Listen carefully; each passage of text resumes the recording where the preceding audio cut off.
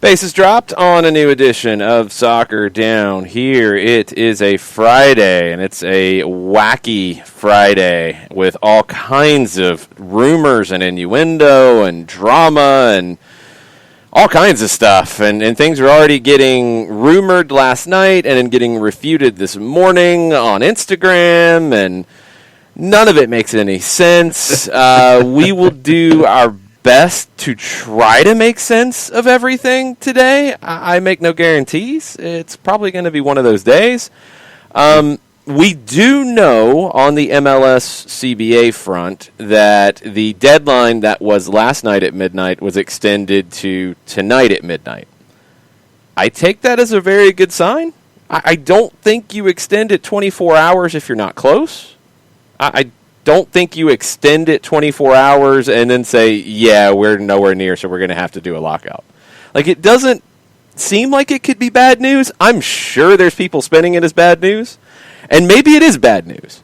I'm trying to find where the bad news could be, and when you extend it by 24 hours, when you've been extending it by 7 days, I think that's progress. Yeah? And when teams are linked to signing players, I would think that is also a sign of optimism, too. Oh, no, people were already signing players, but there were owners who wanted to shut everything down and not play at all. So, I mean, there's that. Montreal signed players from every corner of the world yesterday. It was impressive with the reach that the Montreal scouting departments had. Cincinnati has decided to go a little nuts, at least on one front, and if you haven't seen it, Pity Martinez, our good friend, who a lot of people were very unfair towards, in my opinion, and people are still being, why would Cincinnati go get an MLS bust? The club paid $18 million for an MLS bust, and he's done pretty well for them. But that rumor that Cincinnati Soccer Talk dropped last night, and Cincinnati Soccer Talk does great work. They're not going to just make something up. There was something to lead them to report that Cincinnati had come to terms with Pity Martinez and Al Nasser for his transfer. Now, Cincinnati would have to acquire the number one spot in the allocation order to get the deal done. Well, Pity went to Instagram this morning to say he's good. He's happy. He said, translated, I want to tell you all that I am doing very well at Al Nasser FC. My family and I are very happy. Don't believe hearsay in social media. If at one point I decide to leave, you'll hear it from me. Thank you. And good morning. Done. Just done. Feels like it's right up his alley. Right up Pity's alley? To do what? Yeah, he's a more reserved guy and kind of that more family vibe than a lot of players that have drawn a lot of the media attention. He is more reserved, and to have it out there of, hey guys, that's not the thing. You'll hear it from me. Don't worry about it. I'm going to put my feet up and next to this fire and crack chestnuts. That feels like it's more up Pity's lane than anything else. He is that kind of quiet, reserved guy for the most part. Look, I mean, Pity will be pretty straight up. I mean, this could move fast. Yeah. Sure, there could be conversations. Absolutely. There was another player at Al Nasser who, reportedly, and this was beyond the Pity reports about not being paid. Maicon reportedly went to FIFA and said, I haven't been paid in 6 months. And that's been reported. The Pity conversation, we talked about it yesterday because it came up. There hadn't been any follow-ups on it. He won a trophy for the club, appeared to be very happy in all of the post-game pictures, and he could be happy with his teammates. He might not be happy with the club. We don't know these things, but the report from Cincinnati Soccer Talk came out of nowhere. There was nothing on it. Ole had a follow-up in Argentina, but it was just from the Cincinnati Soccer Talk article. There was no additional information. And all you can go on right now, and I know people have already fired up the black helicopters, and they've already got their takes on it. Pitty's saying there's nothing to it. I don't know what you can really believe on it. The number one thing to know when there's something to it with Cincinnati is when they make a trade to get to the top of the allocation order. Now, they might not announce that until they announce the Pity Martinez move. They might do it all at once. But somebody is going to have the reporting that they've traded up to get that spot, because they can't just sign Pity Martinez. This is due to the MLS allocation order setup, where when a player leaves the league for, I want to say it's over $1 million, maybe it's over $2 million. There's a bar there somewhere. You can't just go and bring them back. They go through the allocation process, which is re-racked when new teams come in, but it's a reverse order of last year's standings. It stays in an order, so you're trying to benefit. If a lesser team wants to go out and spend this money, they can go out and get a top player. Cincinnati's not at the top of that order. They have to get to the top of the order to be able to add Pity Martinez. And that would be Austin, right? That's what I was going to check. I think Atlanta jumped up there, so I don't know if it now moves to whoever took home the wooden spoon. The last update, and this was the last update on this article, says January 4th. The article is actually dated January 11th at MLSsoccer.com. Austin is number 1 on that list. LAFC is 2. Houston is 3. DC is 4. Atlanta is 5. And players on the list, just to give you an idea of who's on this list, it can be updated with, transfer fee of at least $500,000, so it's less than I thought. Select U.S. men's national team players who are playing abroad. Elite U.S. youth national team players who are playing abroad.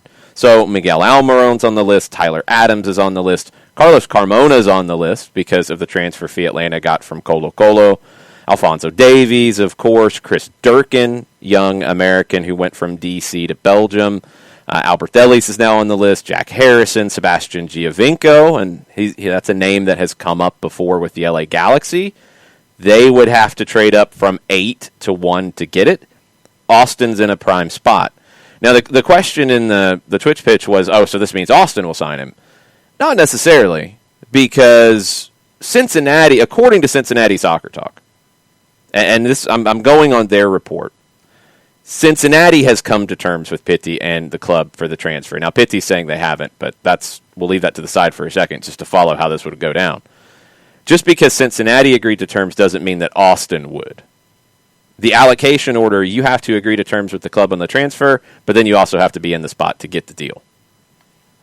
Burns says, so other teams can just block Cincy from buying Pity. That doesn't make much sense. I'm not sure what the intent of that rule is. I'll have to go back in history on when the rule came in and kind of what they were thinking with it. I haven't seen a situation where somebody's just blocked it. But yeah, it's thrown a wrench into it where, okay, let's say Cincinnati wants to get up to 1 and get that spot. Maybe they've got to throw 6 figures in allocation money or a player to Austin to get that spot. I don't know if a move has been purely, truly blocked because of allocation order. But as to blocking a move out of spite or something like that feels like it would open a Pandora's box of pettiness around the league with teams. It would. Rob Usry hanging out in the Twitch pitch this morning. I'm assuming Usry723 is Rob Usry of Dirty South Soccer. If I'm wrong, Rob, I'm sorry, or Usry723, I'm sorry.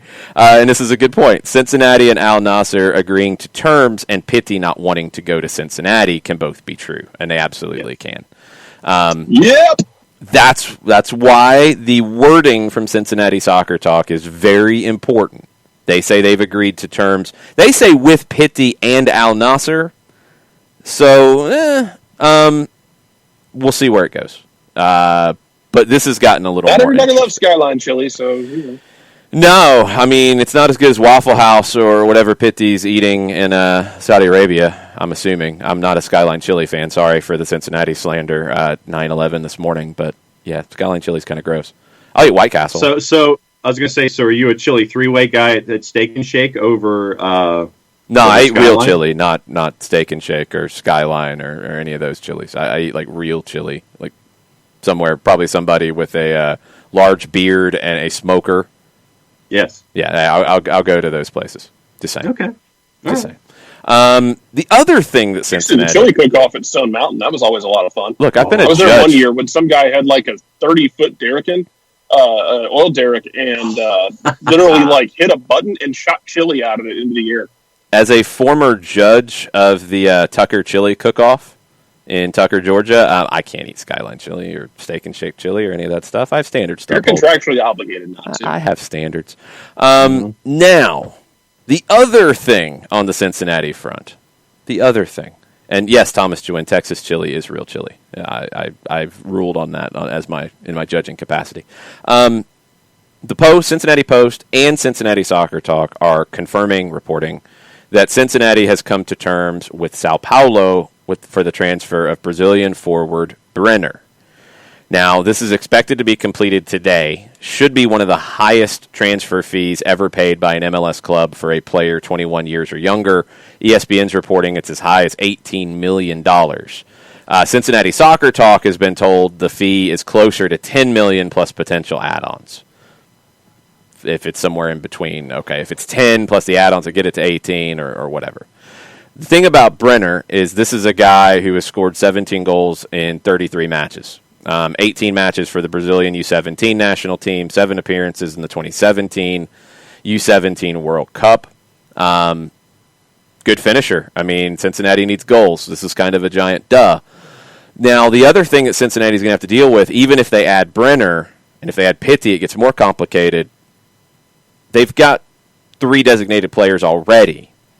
Alan Cruz, Yuya Kubo, who it's speculated, Cincinnati Soccer Talk feels that they could both be bought down with allocation money. Locadia is another situation. He can't go back to Brighton right now. He's on loan from Brighton. I don't believe in any way Cincinnati's going to trigger the purchase on him in the summer. Window's closed. He can't go back to Brighton at the moment. He could go other places because there are other windows open. Brazil is not open yet, but it will be March 1st.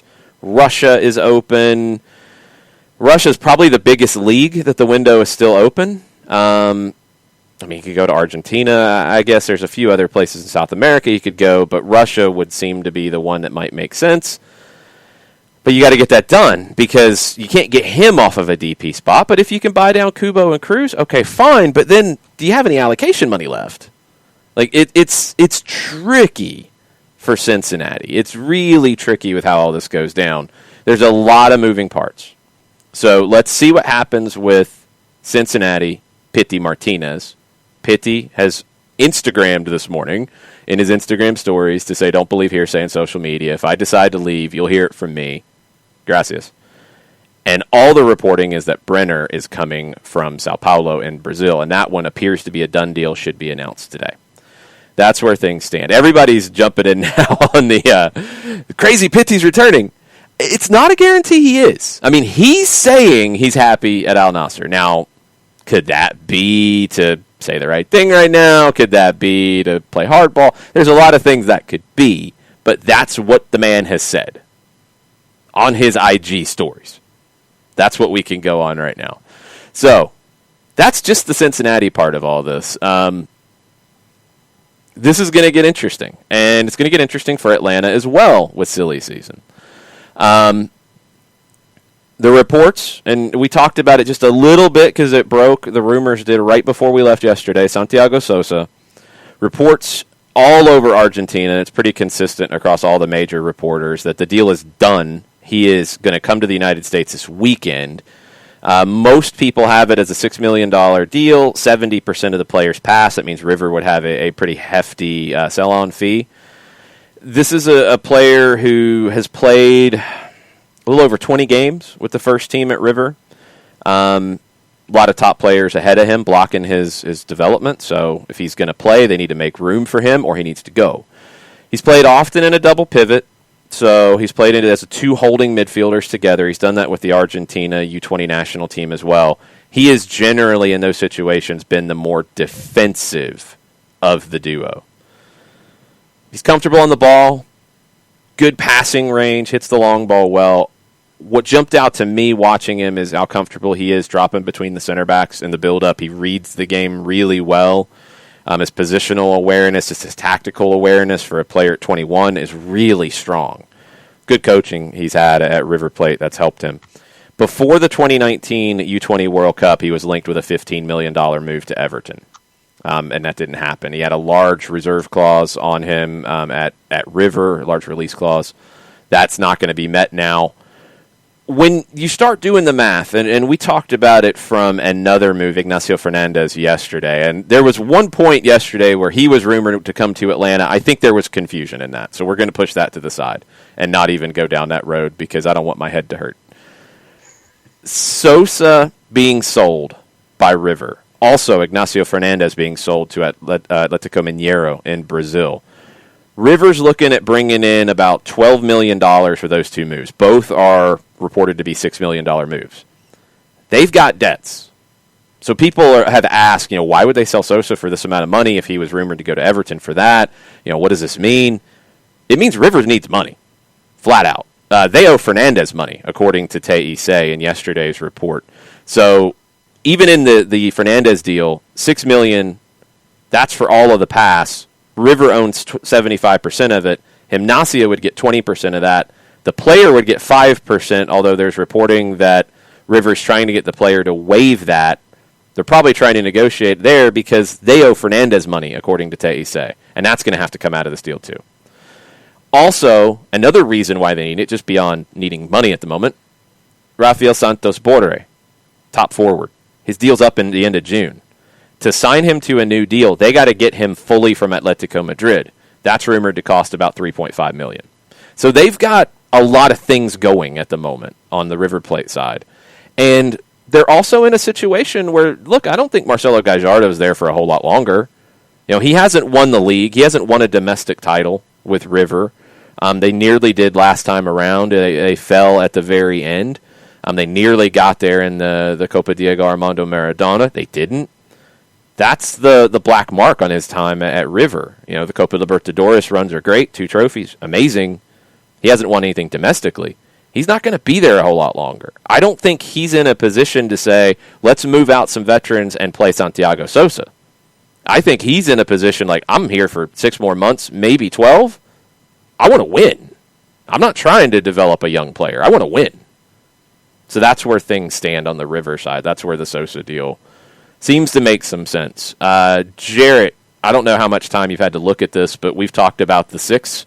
We've talked about defensive midfield for Atlanta United. This is a player who can fit into that role, and he appears to be a player who fits the bill for what Gabriel Heinze wants out of the holding midfield. It certainly does seem like a fit. And we talked about this when the Caicedo stuff was going around, that when they were looking at a guy like Moises Caicedo, which damn shame you couldn't pull that off. But at the same time, you knew that wasn't the only club in the bag, because any team worth their salt is going to have multiple irons in the fire. And it seems like Atlanta decided, oh, that iron's not there. We can't pull that one. Cool. We're going to go grab this one. Oh, that one's not there. Cool. We're going to grab 3 others. So it seems very determined from the team of, hey, this is the spot we need to fix, and we are willing to splash some cash to make it happen if that's what needs to happen, especially with the U22 initiative. Oh, we can get somebody who's young and might be pricey, and we're going to fit them under the cap. Oh, yeah. Atlanta United at some point decided that, Warpath was an appropriate response to everything, and I'm okay with that. John, what you think? As I was watching all of this stuff yesterday, the fact that Sosa was being discussed with Atlanta United was the lead story on the news and information programming at Te'ise yesterday. I was locked into Te'ise watching what they were thinking about Sosa and I think it was Patricio Berlone who first mentioned the $6 million and the 70% of the pass yesterday as a part of the conversation. And you were getting into the idea of River needing money. I think there were 8 or 10 guys that were a part of the discussion with River, whether they were staying, whether they're on the market, whether they're going. But if this is the guy that they're looking at for the 6, this is a topic and a position that we had talked about as one of the, if not the number one, like 1A or 1B, to try to fill what you're looking at for the 11s and for your starting 11. And if this is the guy that they've got earmarked to throw into the lineup or be a part of it, then I'm looking forward to it, looking forward to the research. And Ezra Packham has a question where this is concerned. Okay. He says, what do you think the plan is for Ibarra now that Sosa is reportedly coming to Atlanta? Do you think Ibarra's a depth piece? Maybe he'll get a little time with the 2s or something. Not sure, but what do you think? Ibarra's not going to the 2s. When you look at the grand scheme of things, could he play a game for the 2s? Yes. Let me be clear. Like when I say he's not going to the 2s, I'm talking about to play the season. The Argentine First Division's ahead of the USL Championship. There's just no way around it. He was a regular in this past tournament in Argentina, so he's not going to drop down to the USL Championship. Could it mean that at 19, a little bit slower road for him to develop here? Yeah, it could. It could. Atlanta United's a bigger club than Argentinos Juniors. There's more opportunities. You know, the sales are going to be bigger out of Atlanta than they are out of Argentinos. People saw what happened with Miguel Almiron. People saw in Argentina what happened with Pitti with the sale to Al Nassr. Like, you've got a better opportunity to make a big transfer and get a big deal coming out of Atlanta. So the move from Argentinos to Atlanta makes sense for a player like Franco Ibarra. But if you're adding Santiago Sosa, then you're looking at a situation where, you know, the way we've thought about how Gabriel Heinze could approach this team could change a little bit. And Rob points out in the Twitch pitch that he's seeing 3-5-2. My pushback would be, I don't believe in Heinze's time at Argentinos or at Vélez he played 3-5-2. Now, he did some 3-4-3, but he was overwhelmingly, predominantly playing out of a 4-3-3. It doesn't truly matter too much because you're talking about a positional play idea. You can do what you want with the players you have out of different formations. And with the players that he is looking like he's going to have, with Sosa, with Ibarra, now with Lisandro Lopez, with Eric Lopez, he's got a few different forwards who he can play with Joseph Martinez if he wants. He's got guys who can move out wide if they need to. He's got a ton of different options here. Could he play more 3-4-3 or even 3-5-2 or mix it up even more? Sure, he absolutely could. I think we'll predominantly see them out of something resembling a 4-3-3. I mean, could it look like a double pivot? Which is, again, something that he really hasn't done too much. But Sosa and Ibarra have both been comfortable playing in that kind of setup. Does that mean you're looking at a midfield of Sosa, Ibarra, and Moreno? Possibly. Then what does that mean for your Josetus, your Heinemans, your Adams, your Remedis? I don't know. That would also mean that Barco would be playing out wide unless he's pushed out for a little bit of time by Alessandro Lopez or an Eric Lopez playing out wide, which is possible. You've got a lot of flexibility by adding those two. It's also going to mean the competition for playing time will be incredibly intense. And that's the number one takeaway that I have out of this. You're going to have a different kind of training session with Gabriel Heinze than you've seen in the last run with Frank de Boer. And honestly, I think it's even more so than Tata Martino, which his sessions were known as very intense. Gabriel Heinze wants competition because he's coming in with a lot to prove himself. The club has a lot to prove. He wants as many players who can compete for time as possible. So to have these guys, I think both can play the 6 by themselves as needed. Both could play together, or one plays and one sits. You've got a lot of flexibility here. It's exciting to see. I mean, it's exciting to try to work this out. And yes, there could be corresponding moves out. And that brings us to Franco Escobar, who it's been reported, and Cesar Luis Merlo had it, that Newell's Old Boys has made an offer to bring him back. Remember, that's where his career started. Be a 1-year loan with an option to buy. Reading tea leaves, connecting dots, that would likely mean, in my book anyway, that there's an option for Escobar on his contract here in Atlanta for next season. Because an option was picked up this season, remember. Next season, there's an option too, assuming it's a 1-year loan with an option to buy. Otherwise, he's out of his contract at the end of 1 year, and you don't need the option to buy. He's out of contract. We'll see. We'll see where it goes with Escobar. I mean, Merlo is pretty good at these things. But also, and I think it needs to be understood, he didn't say it's done. Just because Merlo reports that an offer has been made doesn't mean it's a done deal. He's reporting an offer's been made. He'll tell you when he thinks it's a done deal. He's pretty clear. So, could it happen? It absolutely on Instagram in 40 minutes. Yeah, he'll tell you 35 minutes before it's coming on Instagram, and you're hitting refresh for like an hour and a half. Mm-hmm. And that's okay. It's all about building the brand. Oh, no, I respect the hustle. I do. Respect the hustle. And generally, that Instagram comes with a completed, written-out story. So, yeah, he doesn't deal in kind of halfways. It's not like he's sitting there putting a self-enforced embargo on it just to be evil. It generally coincides with his story getting published. So. Right. He's not somebody who, and he's not like a tease guy either, Yeah. I'm going to go back to Merlo's tweet just so you understand exactly what he's saying here. Newell's made a formal offer to sign Franco Escobar. And they say with no place in Atlanta United, talking about Escobar. I quibble with that one, but that's fine. That's talking about tactics. That's talking about systems and lineups. A response is expected for the loan for 1 year with a purchase option. He did not say Franco Escobar is going to Newell's. He said that Newell's have made a formal offer. It's a difference. Does it mean it doesn't happen? No, it could happen. It could absolutely happen because you're looking to bring players in. That's a crowded roster. Does somebody have to go? If he's in the last year, you've got an option. You do have another year, I would assume, if there's a purchase option. But is this a deal that the team wants? Is this a deal that Franco wants? I know Felipe Cardenas of The Athletic has speculated that it's not a deal Franco would want. I don't know.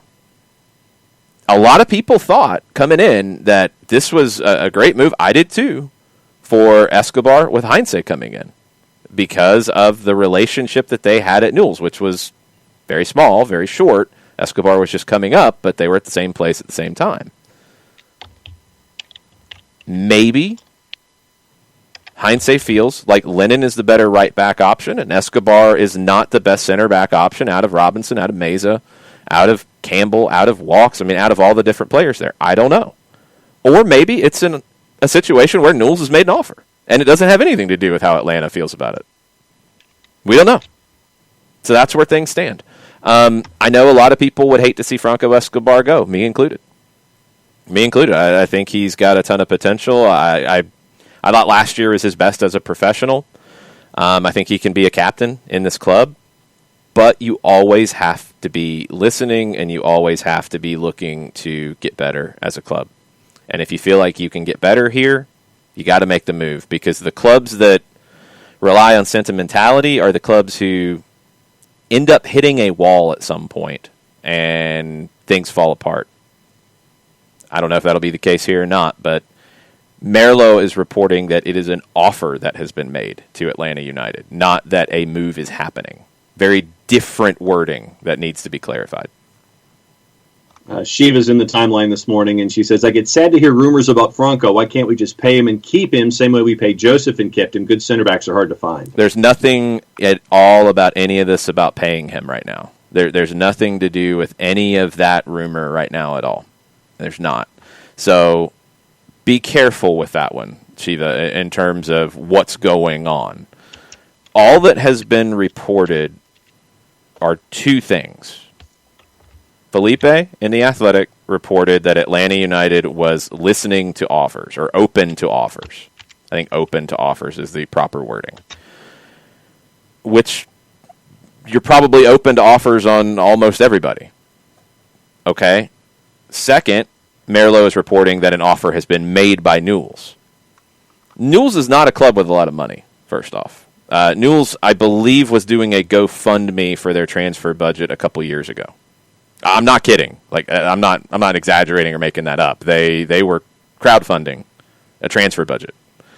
I can't imagine they're in a better place now. That's probably why Merlo's report is that it's an offer for a loan. Basically, if he's not going to have a place to play this season, if other people are going to beat him out, hey, he can come play for us. If that's where Newell's thinks they can get the deal done, well, that's about all they can offer. But it's not about money right now, Shiva, and I think you need to be really careful in jumping to conclusions like that, because that has not been reported. If Merlo's report is true, there's another option past this year for him. So that would mean Atlanta would have contract control on him for 2 years. So it's not like even his deal is up right now. So that's what we know so far. And also on the board, Jake Michaels was along the same vein and asking about Franco, and he just wants to know, is Franco likely to leave? And you kind of went into that with the situation. I don't know. I honestly don't know if he's likely to leave. I can 100% see a scenario where Franco Escobar is starting at center back with Miles Robinson for this team for the majority of the 2021 season. I can absolutely see that. I like that idea. I don't know if he starts at right back over Brooks Lennon for Gabriel Heinze in this system. I think he can, but I think Brooks might give you more of what Heinze is going to be looking for out of that right back position in this system, in this kind of positional play idea. I think Escobar can play it. I think Lennon might be a little bit better at it. So that would mean Escobar would play centrally. Unless, and you haven't had any training sessions yet, so you don't know, unless you feel like Mesa's the better partner for Robinson. Because Miles Robinson's going to play. There's no way around that in my book. I don't think it would be Walks ahead of Escobar. I don't think it would be Campbell or Morales or any wild card like that. I think it would be down to Mesa and Escobar as a center back in the system. Mesa's a little more technical. He is. I don't have a problem with that. I think Escobar gives you some intangibles that Mesa doesn't. So it's a tough call. And it doesn't mean if they split games, if one plays, if the three center backs, Mesa, Escobar, and Robinson, each play 25, 26 games, that's okay too. So I think it is possible he goes, but I don't know if I'd even say it's likely at this point, because it sounds like Atlanta's got contract control on him. It's not the last year of his deal, according to Merlo's report, and he could be incorrect. He could. It happens. This could be the last year of his deal. There might not be an option after this, but I don't know if I'd say it's likely at this point either. I could see him staying for sure. A lot of other folks have some other questions, but the prevailing thought so far on the timeline is wishing you a happy birthday. There's far bigger news than that out there right now. There's far bigger things to talk about than my birthday at the moment. We can talk about that later. We got all kinds of stuff going on at the moment. We got Champions League games that might not even be played in their country they're supposed to be played in. Mm-hmm. We got Gerard Piqué, who might get banned for a long time because of popping off about referees. And I'm sure we'll have more MLS stuff as we go, too, with all of this craziness. DK's yelling at me. He says, Merlo's never wrong. The only thing I'm saying he could be wrong on is that loan for a year with an option to buy. We do see players, and Carlos Bocanegra said it when Leandro Gonzalez-Pirez was transferred out, that they had another option. It wasn't the last year of his deal. We see it, and there's been plenty of signings this year that have multiple years of options. So we know, because it was reported by the club, because you have to, that his option was picked up for 21. Merlo's reporting would lead you to believe if Newell's is seeking a loan with an option to buy, they don't have to have the option to buy if he has no more options on his deal, if he's out of contract at the end of the year. So you would assume that they have an option on another one. But options are a very MLS kind of thing. It's not as common in Argentina. So could there be something else at play? Sure, there could. Let's see. Nathan's in this morning. He has some European thoughts. Where would you like to go next? Because the other thoughts are across the board. Although Jake did have an Atlanta United question. Well, we're there, so let's go ahead and hit that. All right. He wanted to know what you thought about the rumors associated with Alan Velasco. I mean, they were pretty small. It was, I believe it was Juan Arango who said that it was Atlanta who made the $14 million bid that had been reported from an MLS club for the Independiente winger, who's a top talent. A top talent. Independiente reportedly values him at $24 million. I think Velasco is an incredible talent. Things get weird with Independiente for a couple of reasons. They need cash like yesterday. From what I've been able to tell, they've got 3 different cases with debts that they owe. And if they don't get them all handled, they're going to be blocked from the transfer market for multiple windows. So are they in a position where they really need to sell? Yeah. They don't want to because he's an incredible talent. And they can probably get more in a little bit, but they might have to.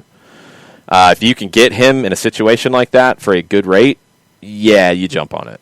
You absolutely jump on it. He's special in my book. How does that make everything else fit? I don't know. Velasco's kind of a player that if you could get him for 14 tomorrow because Independiente's got to sell to pay off these debts so they don't get blocked from things, you 100% do it and you figure things out after that. If that means you got to trade somebody within the league, if that means you got to find a sale to Brazil or find a sale to a Russian club here really quick, you do it to open up spots. If you can get Velasco for a good deal, you find a way to get him on your roster, and you figure things out after that. I think he's that good. Featured under Argentina's under-17 national team in the last World Cup, coached by former Valencia Benfica star Pablo Aimar. Not clear, and this is from a couple of different sources, not clear if Atlanta United is going to raise their offer. Independiente was blocked from signing new players because of an old debt pending with former Athletic Bilbao's Fernando Amorbieta. I don't know if they've actually been blocked yet or if they are at risk of being blocked. I thought it was still at risk of being blocked, not fully blocked yet. And meanwhile, Parma was also interested in Velasco, but they said that they could not afford the release clause. Spanish newspaper Sport had the release clause at 23.5, and Transfermarkt has him listed at 3.25 for his value. And according to Sport, like you said, Atlanta United had offered 14, but the offer was refused. Yeah, the Atlanta report originated with Juan Arango. That was the first place I saw Atlanta linked to that. It was previously an unnamed MLS team that had been linked to that. So that's where things stand. You know, if you can get Velasco, and sorry, Gustavo, you grab him. And you help Independiente pay their debts. Now, this does affect Atlanta in another way because Eric Remedi had been linked with a move to Independiente, and there's actually now a report. Thank you, Jarrett, and thank you, Atlanta United Fan TV, and probably more importantly, thank you to Herman Garcia Grova, who works with Sportia on TIC. Independiente have made an offer to Atlanta for Eric Remedi for a fee of $120,000 and that'd be a loan because there's an option to buy for more than $1 million. So that would make me think they're not blocked from the transfer market. First off, that makes sense. I mean, again, if you're adding 2 central midfielders, then yeah, it gets even harder for Eric Remedi to find the field. It doesn't make any sense for him to sit and not play. And this also, again, if it's a loan with an option to buy, makes you think that his contract is further past this summer, which is what had been reported at one point and what we were kind of thinking it could be. There's either options or it's extended or what have you. So you've got 2 potentially incoming in the central midfield. You've got 1 potentially outgoing, and you've got this really loose thing about Velasco out in the distance. That's where things stand at the moment. Novo is in town, we know that, and you would expect that that'll be announced here at some point. So that's where things stand. Thomas Jewin points out something very good here. He says $120,000 loan fee is tricky, though. That leaves some budget charge on Atlanta United's books, if I recall correctly. I don't know if the loan fee part does. It would depend on the salary, how much of their salary he's picking up, or how much of Remedi's salary Independiente would be picking up. If they are picking up all of it, he's not on your roster or cap. But that part, we don't know. The loan fee separate from that. You could do no loan fee, but if the other club pays the salary, fine. And maybe the loan fee's paying the salary in this case. It could, if you're going to do it for a bookkeeping standpoint here, to make sure he's not on your cap. I would assume whatever deal they do there, he's going to be off cap. I would assume that. What else you got? Is there anything else on the Atlanta front? Yes, one more from Atlanta. On the Atlanta front, Mr. Fantastic wants to know any thoughts on Andrew Gutman possibly joining United. Just no updates. I mean, Jarrett would know better than I would. He's a Celtic player, and I have not seen his name mentioned anywhere. Atlanta will have his rights. They're too busy burning down their own house. They are. They're very busy doing bad things to the game and to the club, and Neil Lennon's still holding the club hostage, and Scott Brown still headbutting people. But those rights will stay with Atlanta, I think, for his contract. Like, if he comes back to MLS, you got to go through Atlanta to get him. So if he doesn't come right now, I mean, I don't even know if he's in Glasgow, to be perfectly honest. I don't know what's going on. I don't know. I wish I had an answer. I don't know. I don't know where he is. You're the Celtic guy, man. I don't know where he is. I don't keep a tag on. You don't him. keep track of your Gutmans? No, I don't keep track of my Gutmans. I'm having enough trouble keeping track of how they somehow managed to swindle a German club out of €12 million for Jeremy Frimpong. Hey, you take it, you grab it. You Also, take it and run with it, considering you spent $400,000 for him. Mm-hmm. Yeah. Oh, it's good. Also, Herman Garcia Grova is very, very busy this morning, and there's a lot of River talk on Sport Diante at the moment. Santiago Sosa says he's on his way out of town. And Grova's got the quotes from the car window interview. Oh, yes. Sosa said, I just said goodbye to the squad and the coaching staff. I have to leave for a new destination. It all happened very quickly. There is a fan of River here. I thank Gallardo for everything. I travel to Atlanta in the next few hours. I did not speak to Heinze. Done. We've heard this stuff. You know, it comes up all the time about. It happened every signing with Tata. Oh, did you talk to Tata? Did you talk to Tata before the signing? Did you talk to him? No, because that's not normally how it goes. Like this is normal. They did Heinze say to the front office, "Hey, this is a guy. This is a talent. I think he could be available. Go do your thing." Yeah, it's very possible that happened. It could have been somebody that was on Atlanta's radar that they already went and did their thing. And then they came to Gabriel and said, hey, we've done our thing. We can do this. You cool? Oh, cool. Let's go. I mean, it goes like that. I mean, Heinze's not calling Sosa out of respect for Marcelo Gallardo. You know, he's not going to call him while he's a player at a different club. You don't do that. That's disrespectful. So, Sosa's headed to Atlanta. That's what we know from Teise. Couple more quickly that have drifted in about Atlanta United stuff. Regarding MLS rules, and this is from Tafka, and you may as well go ahead and start the helicopter rotors on this one. Boy, here we go. Let me get it ready. Yeah. Sorry, Tafka. I know. You haven't said anything yet. I don't know if it's black helicopter. I thought you were going to start with the rotors, and I was going to tell you. No, I don't know what it is. I don't preemptively declare Tafka's going black helicopter. I wait and hear it. Well, he's got the GIF up anyway. So he says, could Arthur offer to pay off the debts for Independiente in exchange for considerations for Velasco next year? I don't even think that's black helicopter. No, I think you would just say, yeah, he's really good. We'll help you with your financial problems, but we're going to be taking Velasco now. Thanks. You could, if you need to wait, if you want to move Ezequiel Barco first and you can't make everything fit, although, remember, and this is where the Sosa one comes into play too, I don't think you're going to need a designated player spot for Sosa. You're not going to need one for Ibarra. $6 million over 5 years is what it'd been, a 5-year contract, not $6 million paid over 5 years. A $6 million transfer fee, a 5-year deal. You're dividing that over the lifespan of the contract. He's not going to be on a huge salary. That's not a designated player. 1.2. If you wanted to go get Velasco and you can buy down Moreno, you don't need to wait. If you want to wait because of playing time or whatever, then sure, you could do that. But I don't think you need to. I think if you want to do that, if you want to be nice to your good friends in Independiente you've done business with in the past, you're not going to be that nice. You go ahead and get Senor Velasco. And Gustavo's very upset. No, Gustavo said it's disrespectful, but coaches and players talk a lot in unofficial channels. Of course, but they don't say it publicly. And that's why when the question always comes up, like, it's funny because even if they did, they're never going to tell Te'ise or anybody else who's asking them publicly until the deal's done. Never going to happen.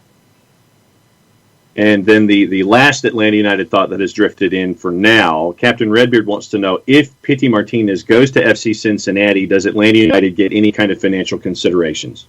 Not that I'm aware of. I don't believe there would have been a sell-on fee from Al Nassr that Atlanta would get. It's possible. I don't think it's likely. I don't remember any reporting along those lines, and at his age, I don't think you would be thinking about that. If there is, it's small. It'd be like a 5% or something small. But I don't think there's any way they would get anything sizable out of that. Okay. Nathan Pugh was in very early this morning with his standard European thoughts, so whenever you want to get to Europe, we can get into those. Well, a couple more things on MLS. We kind of breezed through it at the very beginning because things have gotten wacky on the Atlanta front. But on the league side, just to make it clear, the deadline that was midnight last night is now midnight tonight. The league said in their statement, although we have not finalized a new collective bargaining agreement and remain apart on some key issues, discussions this week have been productive, and we have made progress. Since the negotiations have reached an advanced stage, the league has extended the negotiating period by 24 hours to provide every opportunity to finalize an agreement. Jarrett, am I crazy for thinking that's a positive thing? No, I think it is. I mean, I don't think you're going to extend this if you're not making any ground. Counterpoint to that, and to play devil's advocate, is that if there isn't any progress being made and league was bluffing hardcore about locking out the players and realized, oh God, we got to this point and we are not in a position to do that, and that would be a terrible idea, and you kind of got their bluff called. That's the only, I guess, negative way I could see it. But I'm hoping. I guess I'm choosing happiness this morning. I'm trying to follow your negativity, and I don't think it adds up.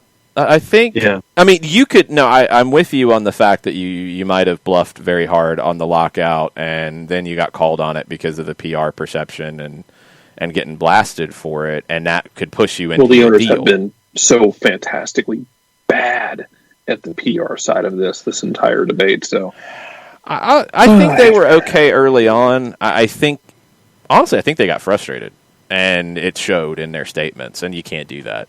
Can't lose your cool. You can't let them see you sweat. No. And I think they did with the lockout threat. But could that affect the progress they've made and affect that now they're close to it because the league now doesn't want to have a lockout because of what it would look like? Yeah, I think it's affected the negotiation, but I don't think it affects extending it for 24 hours because, I mean, if you're not close, you're not getting a deal done in 24 hours. If you're close, you are. And I think the risk now, if you don't announce a deal in 24 hours, is worse in a lot of ways. Yeah. I mean, if you now lock out after 24 hours, you look really bad.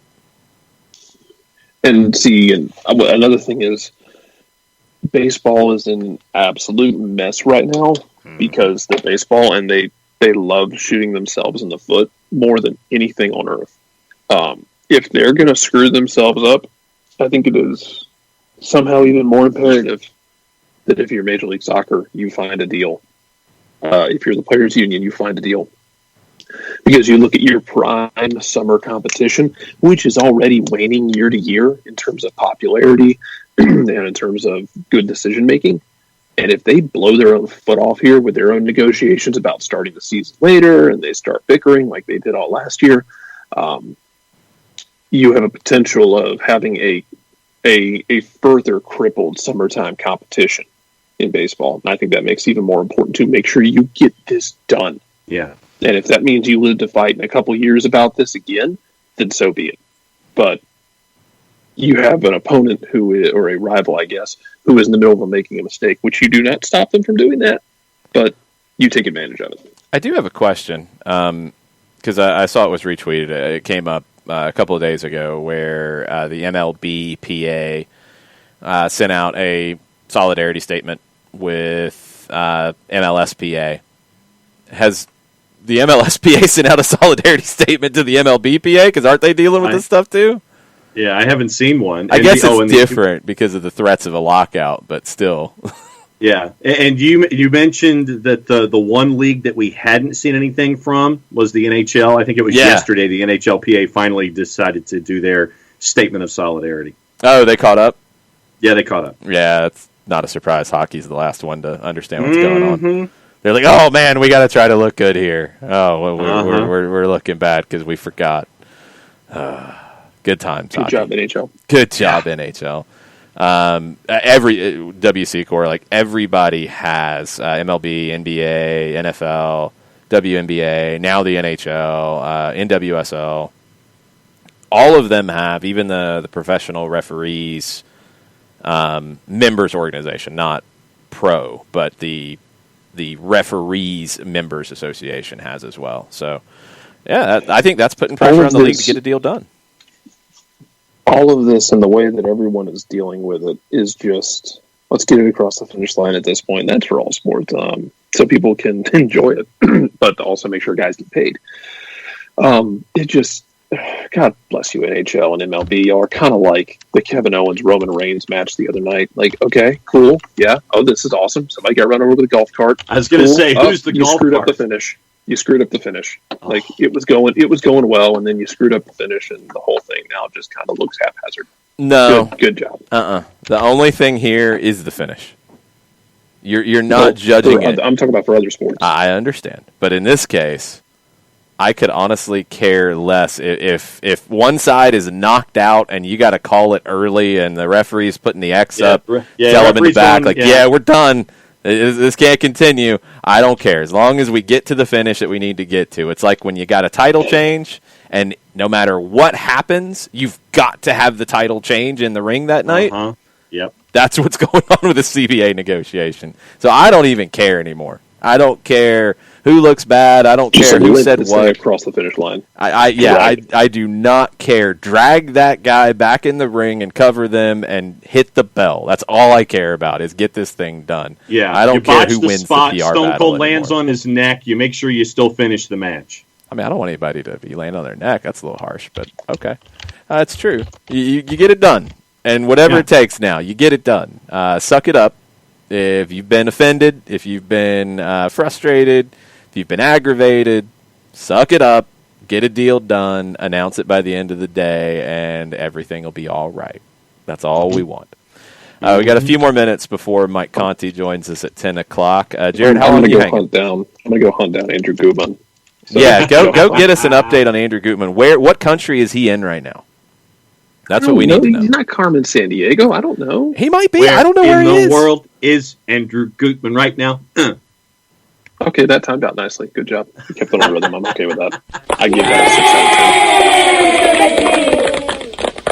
that a 6 out of 10. I'll probably give it a higher score during the read coming up in just a minute. Yeah, I'll give it 5.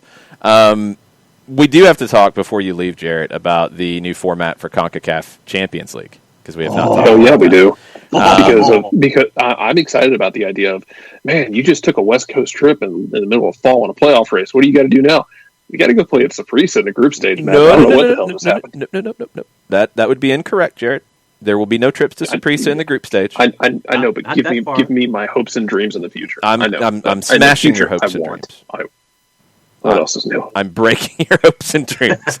It will start in 23, in the fall of 23, with a group stage that is U.S., Canada, Mexico. There will be a group stage in Central America. There will be a group stage in the Caribbean. And then you'll have the winners go through into a 16-team knockout in the spring like we do now.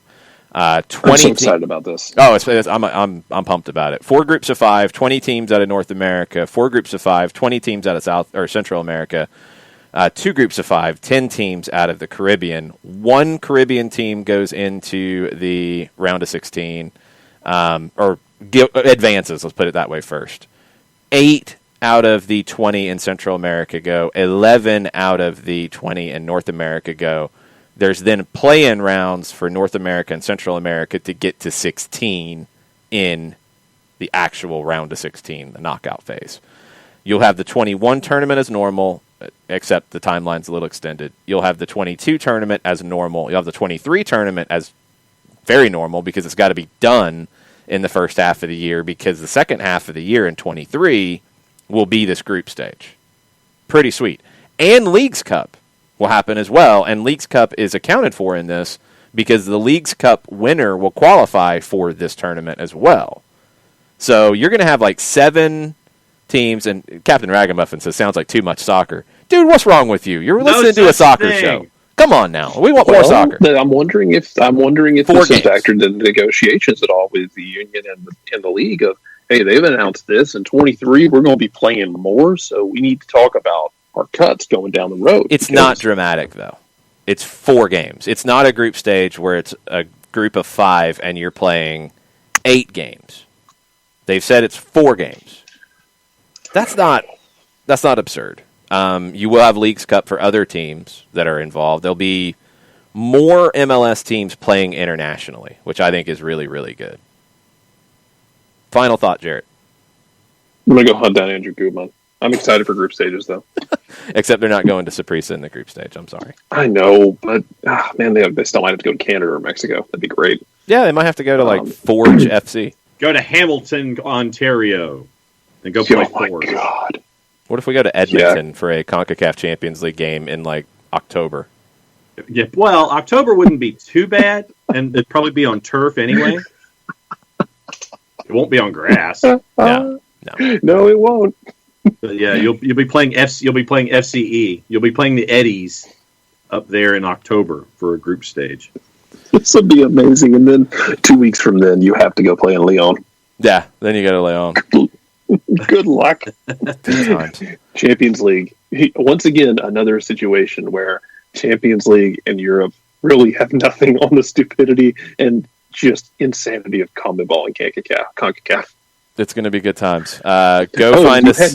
You had to go to Bratislava to play a game? That sucks. Yeah, where'd you go? Oh yeah, we had to go to Lyon in the middle of fall. We went to Hamilton. Mm-hmm. Yeah, then we had to go freeze and then we had to go play Hamilton in November. Mm-hmm. Go find out if Andrew Gutman's freezing in Glasgow right now. Will do. See y'all. Thanks, Jarrett. Okay, John, are you ready? Have you stretched out? Are you ready? You tried to warm up with the Carmen Sandiego thing, and it's okay. Oh, it was trying to be timely. Try to sit there and make sure that you fit the stanza with the song. Mm-hmm. You were prepping, I know. Are you ready? I was prepping. Sure. Why not? John's going to tell us about our good friend, Steve Apolinsky. Apolinsky & Associates, LLC, proud supporters of everything, and we mean everything. Soccer down here in the SDH network for wrongful death and serious injury matters. There's only one call that you need to make, one communication that you need to have, and it is with Apolinsky & Associates, LLC. A couple different ways that you can have said communication. You can shoot Steve an email directly, steve@aa-legal.com. You can get him a phone call. Get a free consultation, 404-377-9191, or you can go on the World Wide Web. Large device or small, you type in aa-legal.com, you hit the enter key, the return key, the arrow key, whatever advances your screen. And the homepage for Apolinsky & Associates, LLC pops up, as does a pop-up window, because that's what pop-up windows do. They pop up 24/7, 365 and a quarter. Thank you, Chris Hutchison, for reminding us about how the Earth actually does rotate around the sun. Over 30 years of experience, over $40 million in judgments for their clients in Georgia and Alabama. For wrongful death and serious injury matters, you're talking to a firm that has been recognized as Legal Elite by Georgia Trend Magazine for being one of the top 100 firms in this here state of Georgia. For wrongful death and serious injury matters, one place that you need to go. It's Apolinski & Associates, LLC. The website is aa-legal.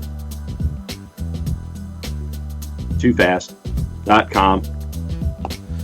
Man, you broke the fourth wall too. I mean, you were a little quick. It wasn't absurdly quick, but it was a little quick. Like I said, I'm always looking for that baseline riff to end on the right note, and that's if I don't hear it, that means I've finished too soon. Yeah, that's a bad performance to end the week, John. There's really no way I can bail you out on that one. Oh. Yeah, just go ahead and let me hear the Russian judges. Let me hear what they have to say. I think they're all going to be Russian today. We'll see. WC Core 3.5. You got a 7 from Joe. You got an 8 because you got bonus points from the Carmen Sandiego reference. -1 clicking and clacking to start. -2 not looking at the audience. -4 way too fast. 2.1897. 2 for breaking the fourth wall. -1 confidence, -1 hiccup, -1 off script, -1 timing, -1 breaking fourth wall. The self-professed East German judge, 2.7. 4, 1. Here's my script for those watching on the Twitch pitch. Yeah, we know. It's a blank piece of paper. 4.125. 3 ended on a dud. Wow. The 7 went down to a 4 for your conclusion. 5. I think a 5 is the best you got. I thought I got a 7. No, the 7 went down to a 4. I just told you. You lost 3 points for how you finished it. Mizzano says that I nailed it. When your reads irk Mizzano, it's when you break the fourth wall at the end. I'm with it. I'm completely with that. That's the worst part. You got a 6. That's your best so far. Michael Ruiz asks, how did this ranking of John's read become a thing? I have no idea, Michael Ruiz. I don't either. I don't know. It just started happening, and it's evolved into this crazy, ridiculous thing, like most things in this show. Yes, it is ridiculous, and it is crazy, but it is funny. And J-Dub's right. You do your best reads when you're angry. And I guess you're not angry today. Angry and less caffeinated, I think, is probably the way to do it. Maybe that's it.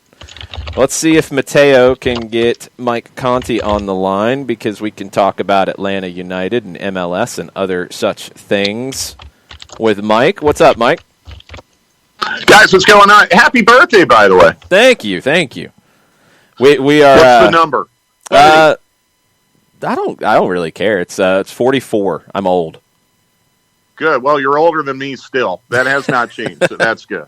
I think that. But I'm getting closer every day, it feels.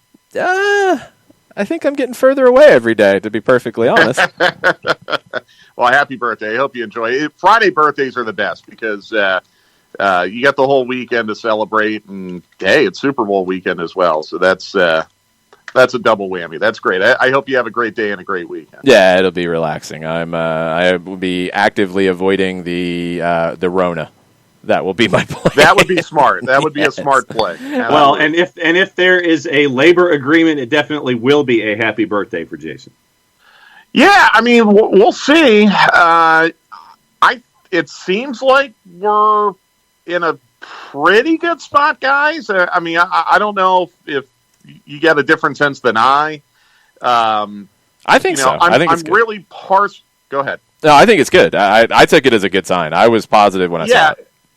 I mean, obviously, a bad sign would have been if they locked everyone out yesterday, which they obviously did not do. Yes. I tried parsing the language in these league statements as best I can because, quite honestly, it's the only kind of tangible stuff that we get out of these negotiations, out of these conversations. And, I like the fact that they said that they're at an advanced stage. That's got to be a good sign, right? The thing that concerns me is that they say they're still far apart on some issues. And I don't want to speculate on what that means, like where they are far apart. Yeah.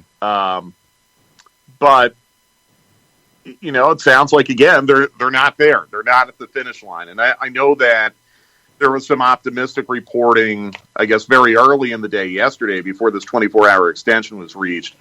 To me, again, I think we've talked about it a couple times. We certainly talked about it on Stoppage Time Wednesday. And I'm not in the room, and I don't want to tell people in the room how to do what they're doing.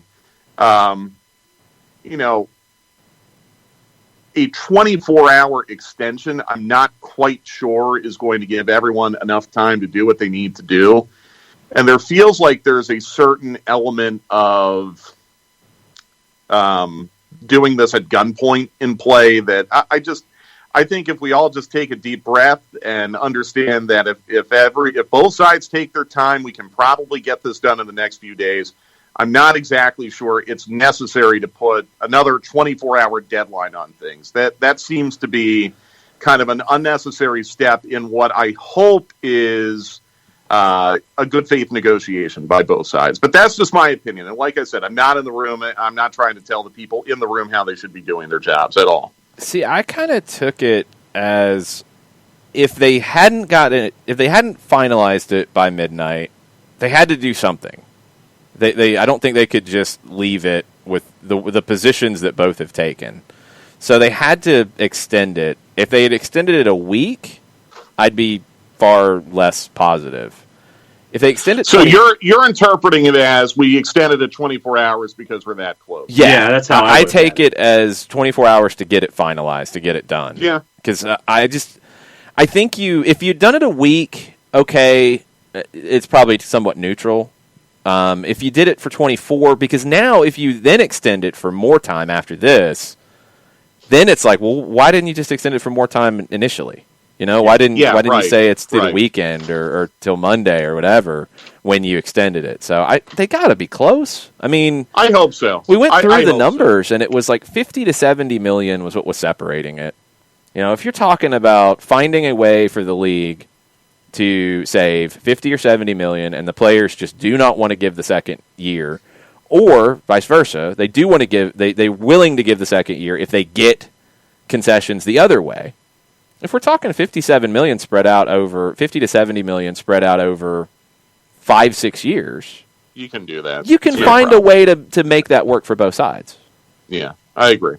I agree. So I'm optimistic. I'm crossing my fingers, but I'm also aware that it's not done yet, and things do happen at the 11th hour that can be totally unforeseen and unexpected. So I'm not getting like overly confident on all this, but it would be really, really good if they could get this nailed down today. And then, you can go about the business of opening training camps in less than 3 weeks, and we can get this thing started, and we can start getting some preseason friendlies scheduled, and we can see the regular season schedule, and we can start to plan out our lives for the next 8 or 9 months. I think the fans would like that. I think the players would like that. And, it would give the league a little bit of good press, too, quite honestly. I was very fearful about a lockout and the damage that could do to MLS and its reputation, and it would create a feeding frenzy among a lot of people who dislike this league and the media.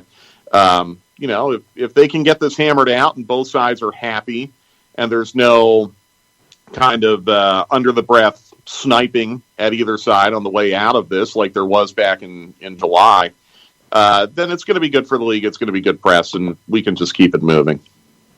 And our first hour, in addition to talking about that, Mike, was P.T. Martinez. Is he leaving Al Nassr? Then he comes on Instagram. News. Yeah. It's fake news. According to Pitty, it is. Yeah, it goes on Pitty's Instagram.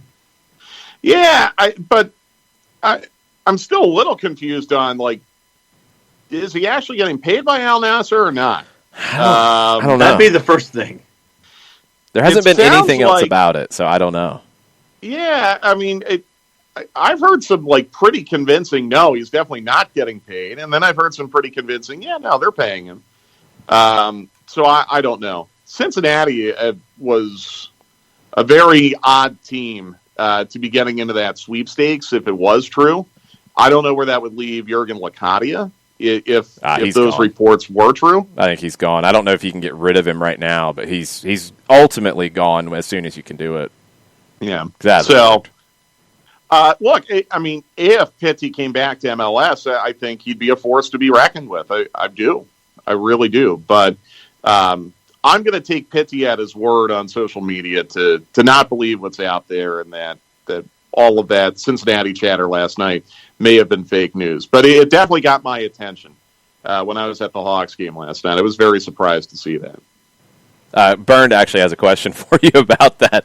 How tough was it calling yesterday's Hawks game? It was a rough watch. Like I say, I get paid either way. So, I mean, we've called some Atlanta United doozies over the last year. You do your job and you keep it moving. It was a very flat game. There was no energy by either team, it felt like. The building was very quiet.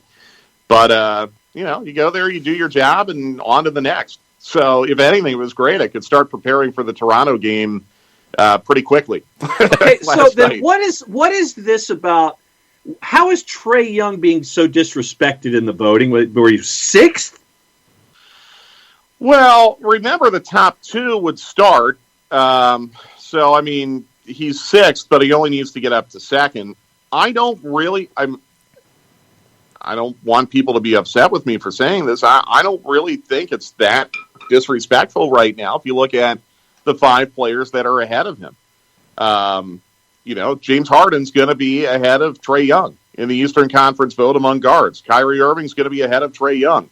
Bradley Beal should be the top vote getter in this league right now. He's the top scorer. Yeah. Jaylen Brown's been outstanding for Boston. I have no problem with that. All right, Zach LaVine probably should not be ahead of Trae Young, but that's about it as far as I'm concerned right now. Trae's numbers are down from last year scoring-wise. His assist numbers are about the same. And remember, too, that the fan voting only makes up 50% of this. There's going to be a player vote and a media vote as well. So even though he's sixth in the player vote doesn't mean he's not going to make the All-Star game. In fact, if he ends up sixth in the fan vote, he almost certainly will make the All-Star game. I don't think there's any doubt about him making it. I think there's a doubt about him starting. Right now, I don't believe Trae Young is an all-star starter. I just don't. He's having a great year, and he's absolutely an all-star, but I'm not starting him over Bradley Beal or James Harden or Kyrie Irving or Jaylen Brown. I'm not starting Trae Young over those guys right now. Be curious to see how that plays out. It's like James Harden, with everything that has gone from Houston to Brooklyn. I mean, great offensive talent, no doubt about it. But then the other side of the game doesn't seem to exist, and it looks like Brooklyn just wants to outscore everybody and not care. No. But what's the All-Star game? True. And for the fans, popularity contest. And there's no defense played in the All-Star game. So this is about giving fans what they want to see. I'm a little surprised they're even playing this All-Star game. It sounds like there are fewer players on board with this thing than has been presented. The fact that we're even getting one seems a little curious, but if you're going to have it, give the fans what they want. It is basically a TV show. So give the fans what they want. If the fans want to see James Harden over Trae Young, I can't tell the fans they're wrong. James Harden has deficiencies in his game, and I think, the Nets are going to have a harder time in the Eastern Conference playoffs than what some expect. Yeah. But if the fans want to see Harden, give him Harden. I don't have a problem with it. Yeah, Trae will be there. If he doesn't, he'll absolutely be in the game. Yeah, he won't, unless he's hurt. Right. He will absolutely be in the game. Right. What do you think about CONCACAF and the new Champions League format coming here in a couple of years? Yeah, interesting. So, the group stage was kind of the bane of the team's existences a couple years ago, but it seems like this is a more common sense group stage now that's going to be played regionally, and you aren't playing home and homes. You're going to play, I guess, a total of 4 matches, 2 home, 2 away, if I've read it correctly. Yeah, 5 teams in your group. So, look, it's opening up access to the tournament, which is great. I think the more teams, the merrier. And honestly, the more teams we put in the tournament, I think it adds to the prestige of winning it. It really does become a true continental championship the more teams you have involved. So I kind of like the idea. I worry about the overload of competitions, and I worry about how teams in certain countries are going to be able to treat the group stage if it overlaps with a playoff. And I haven't seen, I guess, exact dates. Yeah, it won't. They'll have to avoid that. They always have, even when they had the group stage before. But riddle me this, Jason. Okay. Let's use an MLS example, and this starts after the World Cup, right? So it's going to be in 2023. Yeah, it'll be the fall of 23. But riddle me this. If it is a fall group stage taking place in, say, September, October, and MLS has a decision day the first weekend of November, it doesn't necessarily overlap with MLS Cup playoffs, but it does overlap with critical regular season matches that determine playoff entrance and seeding. I don't think there's any way you can avoid that. And honestly, there's a way you could avoid it, and that's not have a group stage. Yeah, but you need to have a group stage. I'm even when there was the whining before, the whining for me, the only valid whining about a group stage before was when you're going to play a team in the Dominican Republic that you probably should win 8-0 on a Wednesday when you have a league game on Saturday. That's not going to be the case here. Now, in theory, right? Yeah, you're avoiding that. I mean, it's hard because of the structure of the leagues. In Europe, you have your group stage in the first half of the season for almost every league, although there are some leagues who struggle with this, but they're lesser leagues that don't have a big seat at the table. Here, most leagues in CONCACAF are Apertura Clausura. So you're functioning as two separate leagues. So no matter where you put the group stage, you're going to have, you're going to be in the second half of their season, more than likely. Right, you're going to have a problem somewhere. Yeah, everybody's going to have that. Now, if you only acquiesce to MLS, what you would have to do would be 23 would be the normal CONCACAF Champions League we've had. 24 would be a format with, and this just flips it, and I don't know if this is better or not. You have the group stage in the first half of the year, and you have the knockout in the second half of the year, but then you're having knockout games up against games that will determine playoff seeding for MLS. Either way, you're going to have additional games to be a bigger league and have a bigger competition. I'd rather have them this way. I'd rather have a group stage game here, and I'd probably try, honestly, because it'd be the Aperturas in most of the leagues in CONCACAF. I'd rather have a group stage in the fall that runs like the last week of August through September and maybe the last week of October. You don't want to have it the week before decision day for MLS if you can. You want a little bit of buffer. So if you can do 4 games in about 6 weeks, something like that, maybe 4 and 7, and do it in the fall where, you can manage it a little bit better than having knockout games at that time to win the Champions League. I'll take a group stage game in the fall rather than knockout games. Now, can you help explain one aspect of this to me that I haven't really fully understood yet? Oof, I'll try. So the group stage is going to be kind of regional. They're going to be North American groups, and they're going to be, I guess, Central American groups, right? Yeah, and Caribbean. And Caribbean groups. All right. Does that mean if an MLS team is in a North American group of 5 that they're going to be playing a group stage match against another MLS side? Yes. Yeah, I think that's definite. I don't know if that necessarily helps the tournament. I think the beauty of the Champions League is seeing MLS teams play teams from other leagues. And, a Wednesday night Nashville-Chicago group stage CONCACAF match to me doesn't really get me too fired up. If it were a Wednesday night Nashville Monterey group stage match, and you'd have that. I get that, but I just think it does more for the tournament. It does more to generate interest when you see teams that you don't commonly see. And maybe there's no way around it. Yeah, then we're back to the complaints. Then we're back to, instead of going to Monterrey, I'm having to go to, Tegucigalpa on a Wednesday in between. And they didn't want that. Maybe you open it up to more Canadian Premier League teams. You do. A couple. It's such a lower level. I mean, so you're going to have 3 Canadian teams. You're going to have a Leagues Cup winner that gets in. So they are accommodating the Leagues Cup. That will get you in. And I like that. I like that a lot. I love that. And then you'll have the MLS and it looks like 7 MLS teams that will get in straight away. So then you have your group stage. And then there's play-ins too, because I think the top 2 in each group go, and then there's play-ins for the other spots. So it gets I don't exactly know how that's going to go. Yeah. It's the best way you can do it, I think. I don't know if there's really another way to do it unless you're just going to include more travel, and that was always the pushback. Right.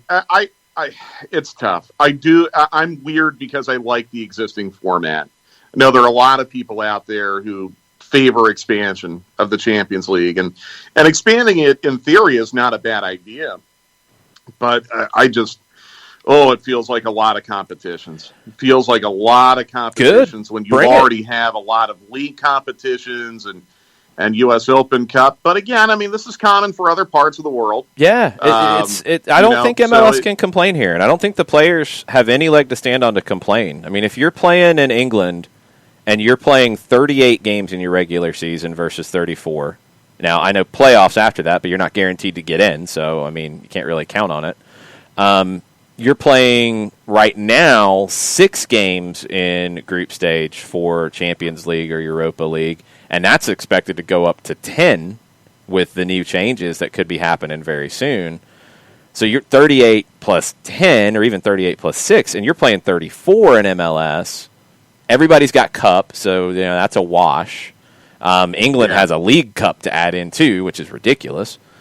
Yeah. You got to suck it up. Like, if you want to be an international league, you've got to play internationally, and you've got to win the CONCACAF Champions League and be playing in the game like Tigres had yesterday. You've got to get there. They've got to suck it up and do it. I just don't see any other way. Yeah. No, I agree. I agree. I mean, if you want to expand the tournament, this is what you're going to have to do. It's tough. I mean, again, and I've said it before, I'm not 100% sure it's fair to compare England to North and Central America because the amount of travel is just so much different. Domestically, a lot of your FA Cup matches in England, you can take trains or short plane rides. Well, yeah, same here mostly. I mean, they regionalize the cup, and they need to do that. They need to continue to do that. And if that means we play Charleston a lot, it means we play Charleston a lot. Yeah, that's fine. Yeah, that's fine. That's totally fine. Look, I get it. I mean, if it's something that's going to help grow the game and make this tournament more interesting, I'm in favor. But I want to be really clear with that. Bring in the sponsors. Bring the cash. Yes. Yeah, well, and that's going to be key because it's going to incentivize this for the players, quite frankly. Yep. Look, I mean, I've said before that back in the days of group stage CONCACAF Champions League a couple years ago, there were some players who weren't really thrilled about what it took to play out the tournament. So you've got to do things now that will incentivize the players and more prize money.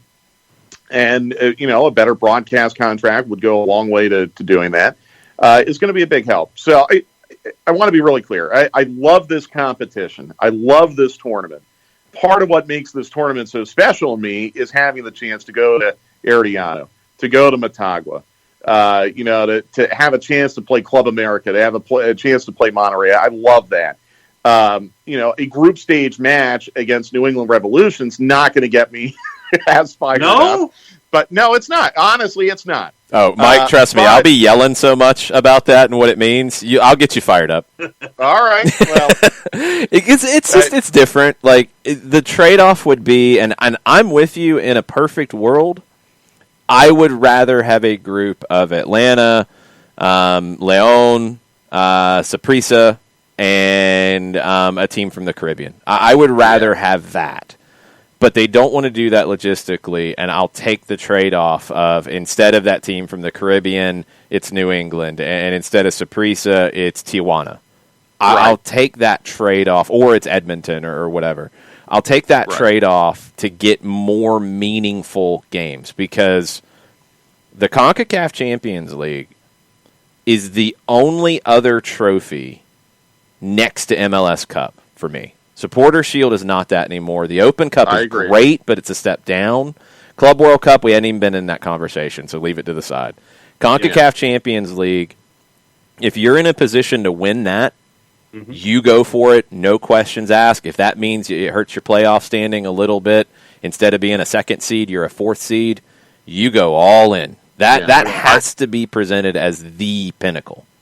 I agree. Guys, I have to put out a small firework, so I can only probably go another minute or two, just so you know. Okay. Well, John, you get the last question then. Go. Well, no, because Tafka was into the conversation. He wanted to know, is the regional grouping only MLS or MLS, or will we see some Liga MX and MLS mixed in? Well, the sense I got was that it'd be USA, Mexico, and Canada. Correct. Like, that's North America, right? Yeah. And then everything south of Mexico, but west of, I guess, the Cayman Islands would be Central America, and then anything in the Caribbean's the Caribbean. That's the sense I got, right? Yeah. Yeah. What's cooking in Conti's kitchen this weekend?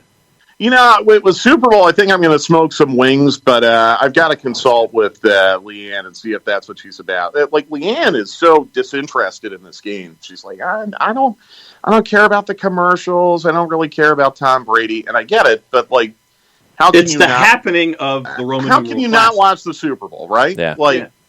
Like I can tell you, like, I can't even remember what I had for lunch yesterday, but I can tell you where I was when I watched Super Bowl 17.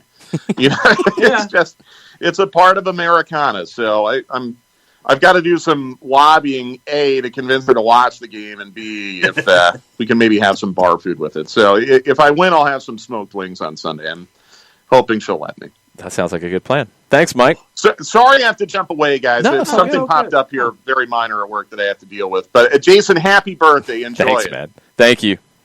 All right, see you guys. Be good. Make sure you're following him at MikeConti929 on Twitter. We'll take your questions, so go ahead and start firing them off. On the other side of things, real quick, because I'm imagining we're going to have a lot of CONCACAF and MLS and Atlanta United questions, and we'll get into all of it. Other things to keep an eye on, there's a lot going on with Champions League in Europe right now, and I would assume Europa League will factor into this. RB Leipzig and Borussia Mönchengladbach are not going to be able to have English teams come into the country to play home games. RB Leipzig has to find an alternative venue by Monday for their match with Liverpool. I know Salzburg has come up, which would actually make a ton of sense. Hungary has also come up as a possibility. Borussia Mönchengladbach may be moving their game against Manchester City, scheduled for February 24th, to Denmark. That's going to be a big issue. Champions League is also a huge issue in general because there will be a meeting today on UEFA's plans to change the Champions League format. And that's what we talked about a minute ago with this 10-game group stage, the Swiss format that has been talked about, the Swiss model, where 32 clubs play 10 different opponents. It's a one-league table. You're kind of grouped into A's and B's and C's, maybe D's, and you're playing a certain number of teams from each pot to get to this. They want more games. They want more TV. They want more money. That's what they're all working on. One debating point that I've seen both ways so far is, would qualification just be from the previous season domestically, or would there be a qualification aspect that is tied to historic UEFA competition or UEFA ranking? I've seen some say no, it would all be domestic. I've seen some say it would be a mix of the two.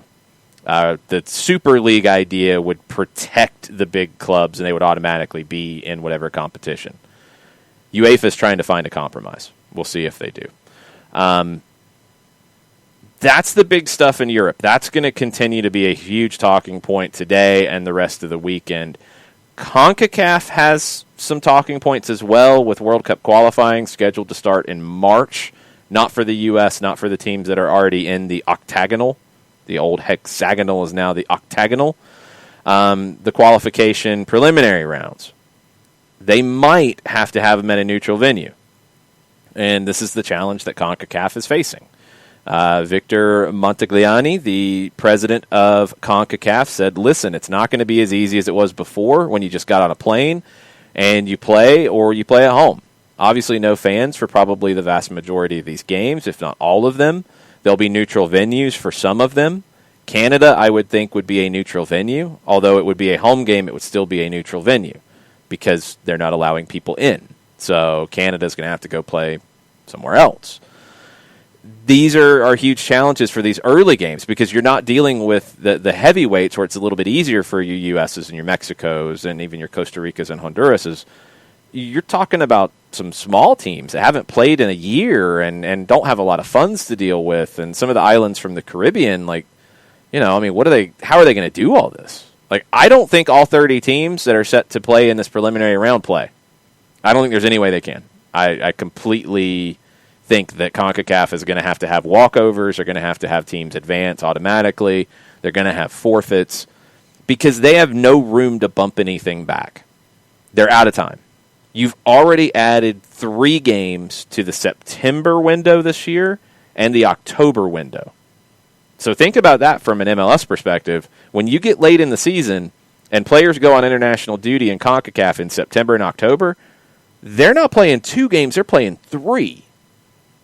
There's no more room to squeeze stuff in. There's a new window in January of 22 that's got 4 games set for it. I mean, it's madness. So CONCACAF's going to be in a really weird spot with their World Cup qualifying, as I think a lot of regions will be. You've got games today in Germany. Sami Khedira could play his first Bundesliga game since 2010, making his debut for Hertha. You've got Inter in Serie A. He could mark his 50th start in Serie A by scoring his 300th career goal. Romelu Lukaku. Inter is visiting Fiorentina. You've got a war of words emerging in England with Jurgen Klopp whining, complaining, preemptively complaining. Yep. And Pep Guardiola's like, bruh, really? This is the game we're going to play? Okay. We'll recap that here in just a bit, and we'll have our telenovela update out of Barcelona today. They are dominating the telenovela storylines, and we'll get into all of that. Erling Haaland, everybody wants to sign him. Like every big club is linked with him with 6 and 7 and 8 and 9 and probably 27 different numbers with commas attached. It's going to be stupid this summer when it comes to Erling Haaland. All right, let's get into the Twitters. What you got? Nathan Pugh with his European thoughts this morning. Yeah, and everything's wide open. You want Europe, you want South America, you want MLS, you want Atlanta United. Fair game. It's Freestyle Friday. Yep. Nathan says Europe should be crucial for Spurs, and Katie Weaver could probably chime in on this as well. Europe should be crucial for Spurs, but winning a trophy even more so. The Gummy Bears a one-off with a European award. Finishing in the top 7 has a European award. Europa has a trophy and a Champions League European reward. How does Jose proceed? What do Spurs fans want more, Europe or a trophy? And then his PSA is that Everton haven't won a trophy since 1995 on a hashtag Freestyle Friday. Everton doesn't know if they're a big club or not. Sometimes they argue with themselves about that. Tottenham thinks they're a big club, and they haven't won a trophy in a long time. And I had the impression that they wanted a trophy no matter what trophy it was. Maybe that's changing a little bit because this is turning into the Jose Mourinho story that we have seen play out many times. He's starting to look like he did in Manchester. Angry, sullen, he's snapping at people. He's out of line with Allison Bender yesterday completely. No reason for that. That's what happens when he gets like this. They've lost 5 of 9. Lost 3 in a row for the first time since 2012. They do have injuries. They do have issues. All that's true. But they don't look good.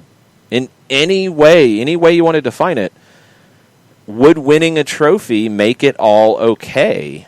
And that's what it seems like Jose is putting everything on. That's what he's said, is he's got a chance to win a trophy, and that's what he's going to put it down to. And that's how he's generally managed over the years. He did the same thing at Manchester United. Tottenham's not as good as Manchester City or Liverpool or Leicester or Manchester United this season. They are not as good as that top 4. Their talent's not as good. Some of that's down to the injuries. Some of that's down to Dele Alli, disappearing at this point, and who knows what's going to happen with him.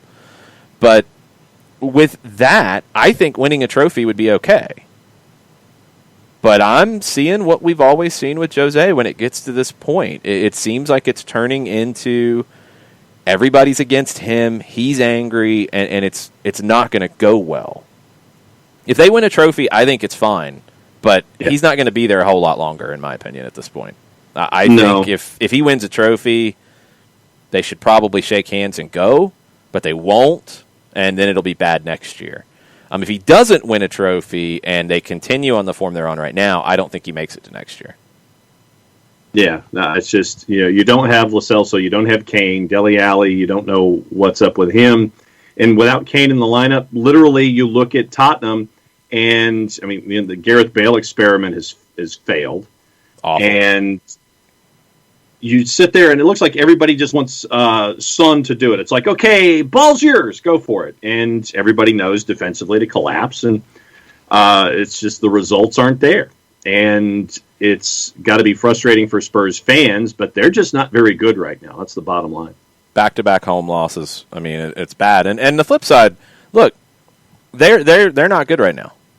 But you got to give Thomas Tuchel a ton of credit, because Chelsea looks good right now. He's doing the job there. Clean sheets in his first 3 matches. Matching what Jose did when he took over in 2004. Thomas Tuchel has Chelsea looking like a completely different team with very few training sessions. They've still got plenty of room to improve. I think Tuchel yesterday said that they needed to kill that game off. They left some things on the table there. They've got to fix that. But no, Tuchel's come in and fixed everything at Chelsea really fast. It feels like it's all fallen apart for Jose, and we've just seen it play out this way before. I don't see it ending well. No, and right now it's just, okay, so when does it end? And I think that your timeline is pretty solid. If they come up with any kind of a trophy this year, go ahead, call it a day, and go chase after a new coach. But no. They're not going to do that. No. They won't. No, understand me. If he wins a trophy, he's going to be there next year. They should shake hands and move on, but they won't, because he won a trophy. If they don't win a trophy, it should be bye. They should say thank you and move on, because it's not going to get better next year. We just haven't ever seen that with Jose. I thought it was a different Jose. He starts snapping at reporters. It's not a different Jose. And he's got an opportunity to win a trophy. He deserves the opportunity to see that out. Mm-hmm. If he doesn't, got to go. If he does, you roll the dice and you see if maybe he does something that he's never done and he gets out of this spiral that he is in, which is what happens. We saw it in Manchester where he got miserable. Mm-hmm. And he got angry and defensive and just, it wasn't enjoyable. And it feels like that's the spiral he's going into right now. And I don't see it getting better if they win a trophy or not. But if they win a trophy, they haven't won a trophy in so long, they're not going to fire him after winning a trophy. That's not going to happen. Daniel Levy's holding on to Dele Alli for freak's sake. I know. He should have let him go. But he's holding on to him. You think if Jose brings him a trophy, he's going to say, yeah, thanks, get out. No way. No, it's going to be like, okay, well, with a healthy Harry Kane and with everybody healthy, when all these folks in, we're going to do great things. I know what that's going to be. Because they've got that potential, but they're just not as good as the teams ahead of them. Mm-hmm. They're just not. Are they better than some of the teams around them? Yeah, and they're not playing that way right now, but they don't have a roster to be better than Manchester City or Liverpool or Manchester United or even Leicester, I think, right now. So they kind of are who they are, but they have a chance to win a trophy, and that would be incredibly big for Spurs, I think. And that's the sense I get from the fan base. And they do that, he's going to be back. Also on the board, a couple of other things. Tafka has his map out, and he is psyched for the new CCL format. Yeah, I think it's going to be great. I love the concept. And I totally understand Mike's trepidation on adding games and stuff, but you have to. You just have to. 34 games in a league is not huge when you're not playing a whole lot in Champions League and only a handful of teams were going. You know, the Cup is the Cup, and you're getting a few games in there. But for most of the teams in the league, you aren't playing even 40 games. And that's just, you need more. You need more international games. And I'm assuming this is kind of taking CONCACAF League and folding it in some ways to CONCACAF Champions League and allowing more MLS teams to be part of all of it, which is good. 7 qualifiers from the league play. The Open Cup winner gets in as well, which might not be an MLS team. It's always going to be likely that it's an MLS team, but it might not be. And that's 8 teams playing in international competition when it was 4 before. And Leagues Cup beyond that, which will be another 8 teams or so right now. So that's 16 teams potentially playing in international play. And look, maybe playing 4 games. That's 4 more games against good competition. Some of it will be MLS competition. But it's down to the clubs to sell the importance of it. It's down to the league to sell the importance of it. It's down to the broadcasters to sell the importance of it. And if the media doesn't help with that, then you got to really pound it, because these games are more important. You know, if I'm looking at a last group stage game where a win gets me into the knockout round and I'm playing San Jose, that's more important to me than my next league game, which is number 28 out of 34 against, Nashville. Sorry, the game in CONCACAF to get into the knockout round is more important, and it needs to be positioned that way. And that's down to people like us explaining it properly, that's what it is, because CONCACAF's a bigger deal than it gets credit for, and it needs to be treated as such. The money needs to be there to make it up as well. The broadcast needs to be there to make it up. But it just is. If you follow the game, the international play is so critical. It needs to be more important, even if you're playing a domestic, opponent there. You'd love to separate the groups and not have teams from your country in them. It's just not feasible in CONCACAF with the wide variety of resources that these different teams have.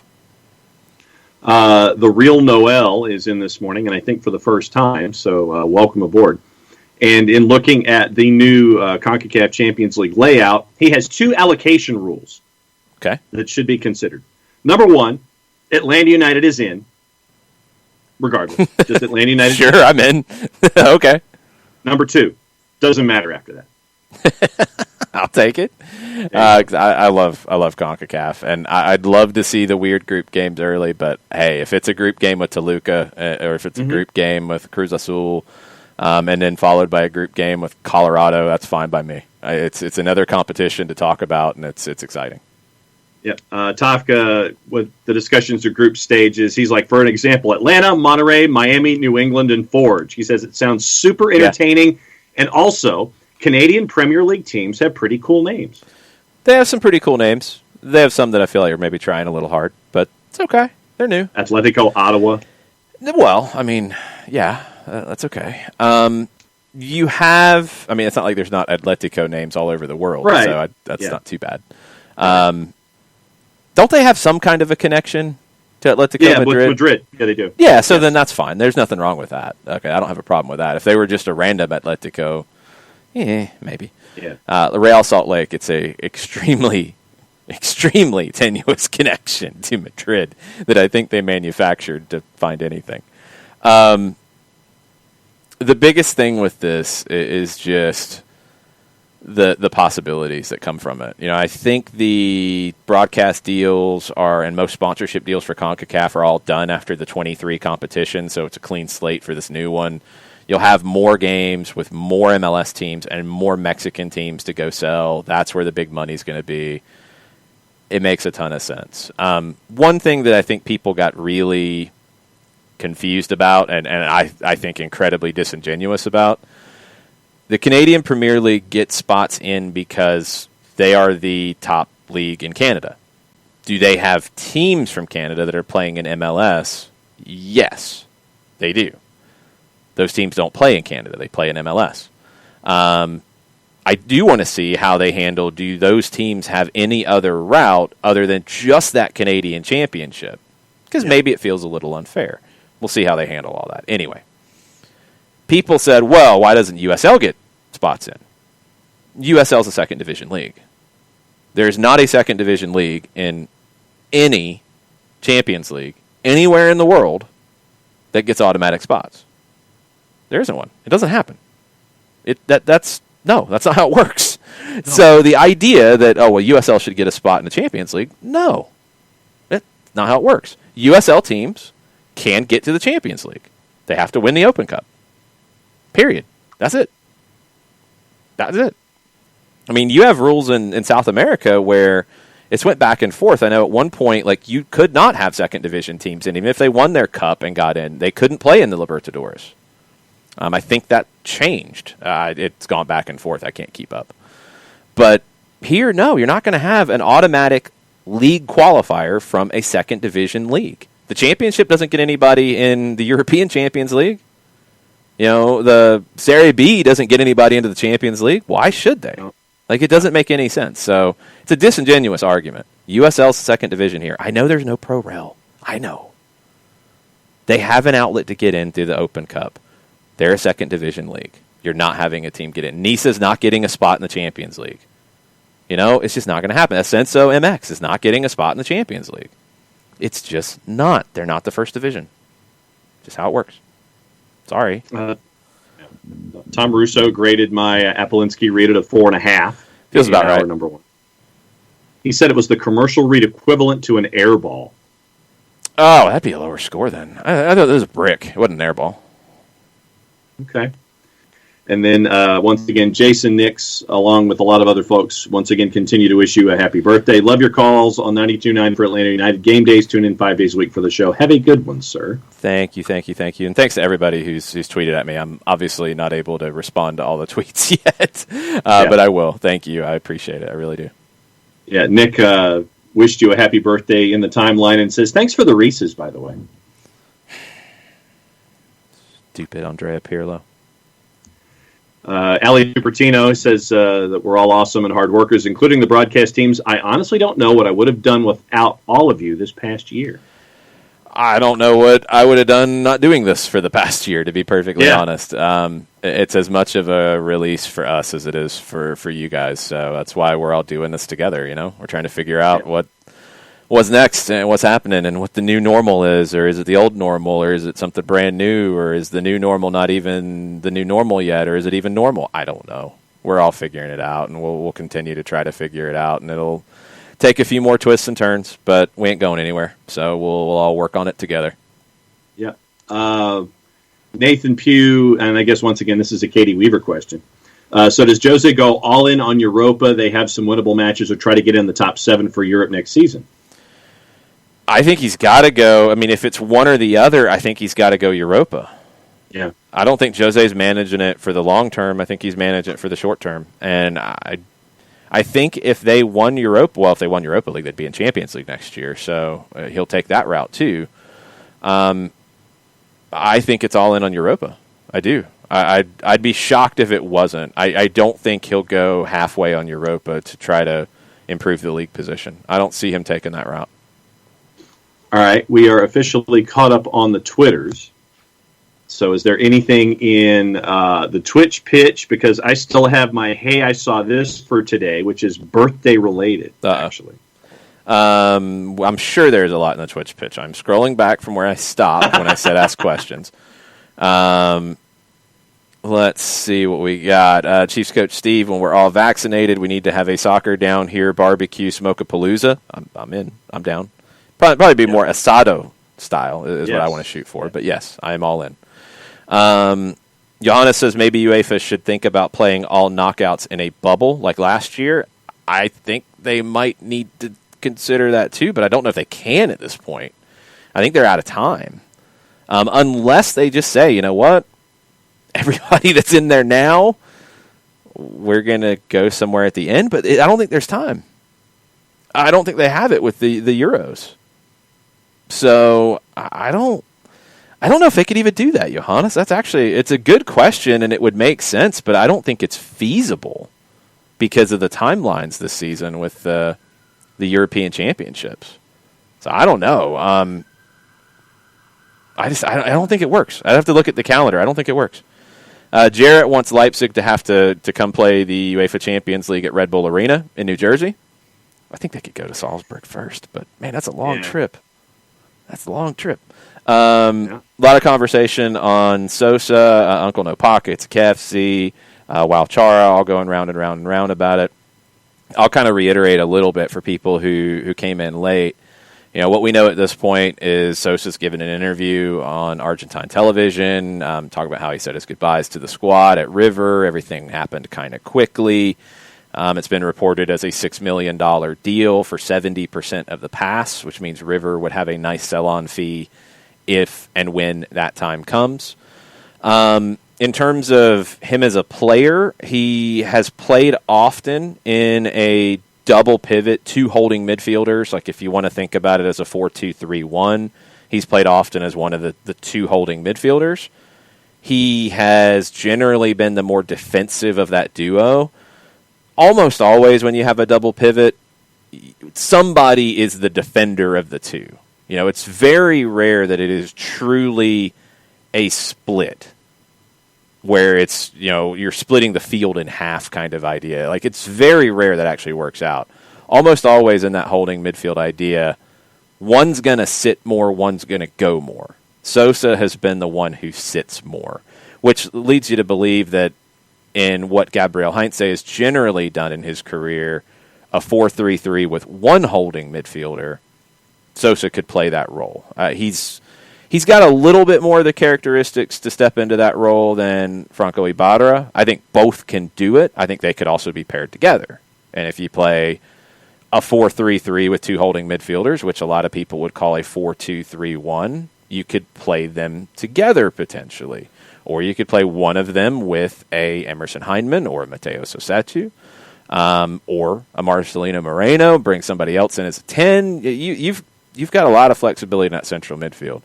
It's not going to be rigid in the way it's structured. But Sosa, what has jumped out to me from looking at him when these rumors kicked up, his awareness, especially his tactical awareness, you're going to need that in the midfield with the way that Gabriel Heinze is going to want this team to play, whatever position formation you put him in. Because you're going to have a lot of transitions. You're going to have a lot of rotations. Sosa gets that stuff really well. Like, he drops into the back line really well in the build-up phase. That's going to be essential here. I think he suits it. And if you're going to play with one holding midfielder, he's probably an easier one to slot in there tomorrow than Franco Ibarra would be. I think Ibarra has the characteristics to do it. But at Argentinos, he had more freedom to step forward. So I think Sosa is a great get. And it sounds like, again, he said it came about very quickly, River's got to bring in some cash. River is also looking at selling Ignacio Fernandez. I think updated reports have that going up to $8 million now, which they're not getting all $8 million because Ignacio's got 20% of that pass. The player's got 5%. They were trying to get the player to waive his 5% of it, so River would then get 80%. But River reportedly, according to Teise yesterday, owes Ignacio Fernandez cash on his contract that they've got to pay off. So it's complicated, and also River needs money to sort out long-term futures for a few players, but one specifically where it's going to cost them about $3.5 million is Borre, the forward, who they've got to pay Atletico Madrid off to get full control of his pass. If they want to extend it past June, they got to pay Atleti $3.5 million, is the reports. You got to find $3.5 million. You've also got to come to a decision on De La Cruz, who is coming up in the summer as well. And reportedly, you've got kind of a similar situation with his first club in Uruguay, Liverpool in Uruguay, that you've got to give them some cash to have full control of his pass. So River needs cash. If this deal came about fast, feels like a good opportunity that Atlanta jumped on to get it done. Freestyle Friday question from J-Dub. Would John consider visiting and or floating in the Dead Sea? Well, if you're in the Dead Sea, are you not? You can't float. I don't think you can float in the Dead Sea. You're just kind of there, right? Okay. Because it doesn't move. It physically, I don't think the sea is physically incapable of movement. So basically, you'd be just kind of like there. So I don't know if that's floating or just being there, or you're just positioned on top of it, or what. Would you get in the Dead Sea? Would I visit the Dead Sea? Would you get in it? Would I get in it? Isn't it like really salty and stuff? I mean, it's salty. Oh no. All right. Well, all right. So now let me look up the Dead Sea and see. But can people actually get in it? Thanks, J-Dub. Thanks. I mean, I'm just going to let John sort it out. Etymology, toponymy, geography, Endorheic Lake, geographic features, formation theories, lagoons, salt deposits. Yeah, the lagoon deposits evaporites mainly consisting of rock salt. So I don't know, because if the salt is there, I don't know if I'd be stepping in it, though. That'd be the big thing. But apparently, the Dead Sea area, this is according to our friends at Wikipedia, has become a location for health research and potential treatment. The mineral content of the water, low content of pollens and other allergens, the reduced UV component of solar radiation, and the higher atmospheric pressure at this great depth may have specific health effects. For persons experiencing reduced respiratory function, it seems to benefit from the increased atmospheric pressure. Mud pack therapy has been suggested from the Dead Sea to help relieve pain in patients with osteoarthritis. So, maybe there is some intrinsic value there. So, sure, why not? Okay. Thanks, J-Dub. The first phase of the Copa Libertadores qualifying, they've got two phases, then you go into the group stage. That draw has been done this morning. We've only done the first phase, so we don't know anything past it. Not anything too crazy here. The biggest question is probably Universidad Católica of Ecuador. They will be playing Uruguay Cuatro, because we don't know who that is yet. Okay, it's like if that's the name of the team. No, John, it's not the name of the team. That doesn't even make any sense. Uruguay Cuatro. Yes, and then they play in Bolivia. But anyway, Uruguay has not decided who is what yet, because the teams are going to be able to choose. So I believe the way this is going to go, and I think they have to decide it by the end of the day Sunday, whoever is in the number 4 spot, I don't know what order they go in with this as well. It's going to get weird. Whoever's in the number 4 spot in the qualification table can take it and say, yes, we will represent. Oh, this is the one Uruguay where they could roll 4. the dice and screw themselves, yes. Right? Yes. They could say, no, we don't want to go into a home and away with Universidad Católica. We think we will better our position in the league table before the next deadline. We say no. And then do they go to number 3 or 2 or 1, who probably won't take it, or do they go to 5 and they get the opportunity? I don't know. This is going to get weird. But we don't know who Universidad Católica is playing yet, because Uruguay is crazy. Maybe crazier than Argentina, but I'm going to say no. But they're crazy. Okay. This league competition is pretty crazy with this setup. They're not saying, you are this team. They're saying, well, you can be this team if you want to be, but you might want to wait and be something else. So that's just what it is.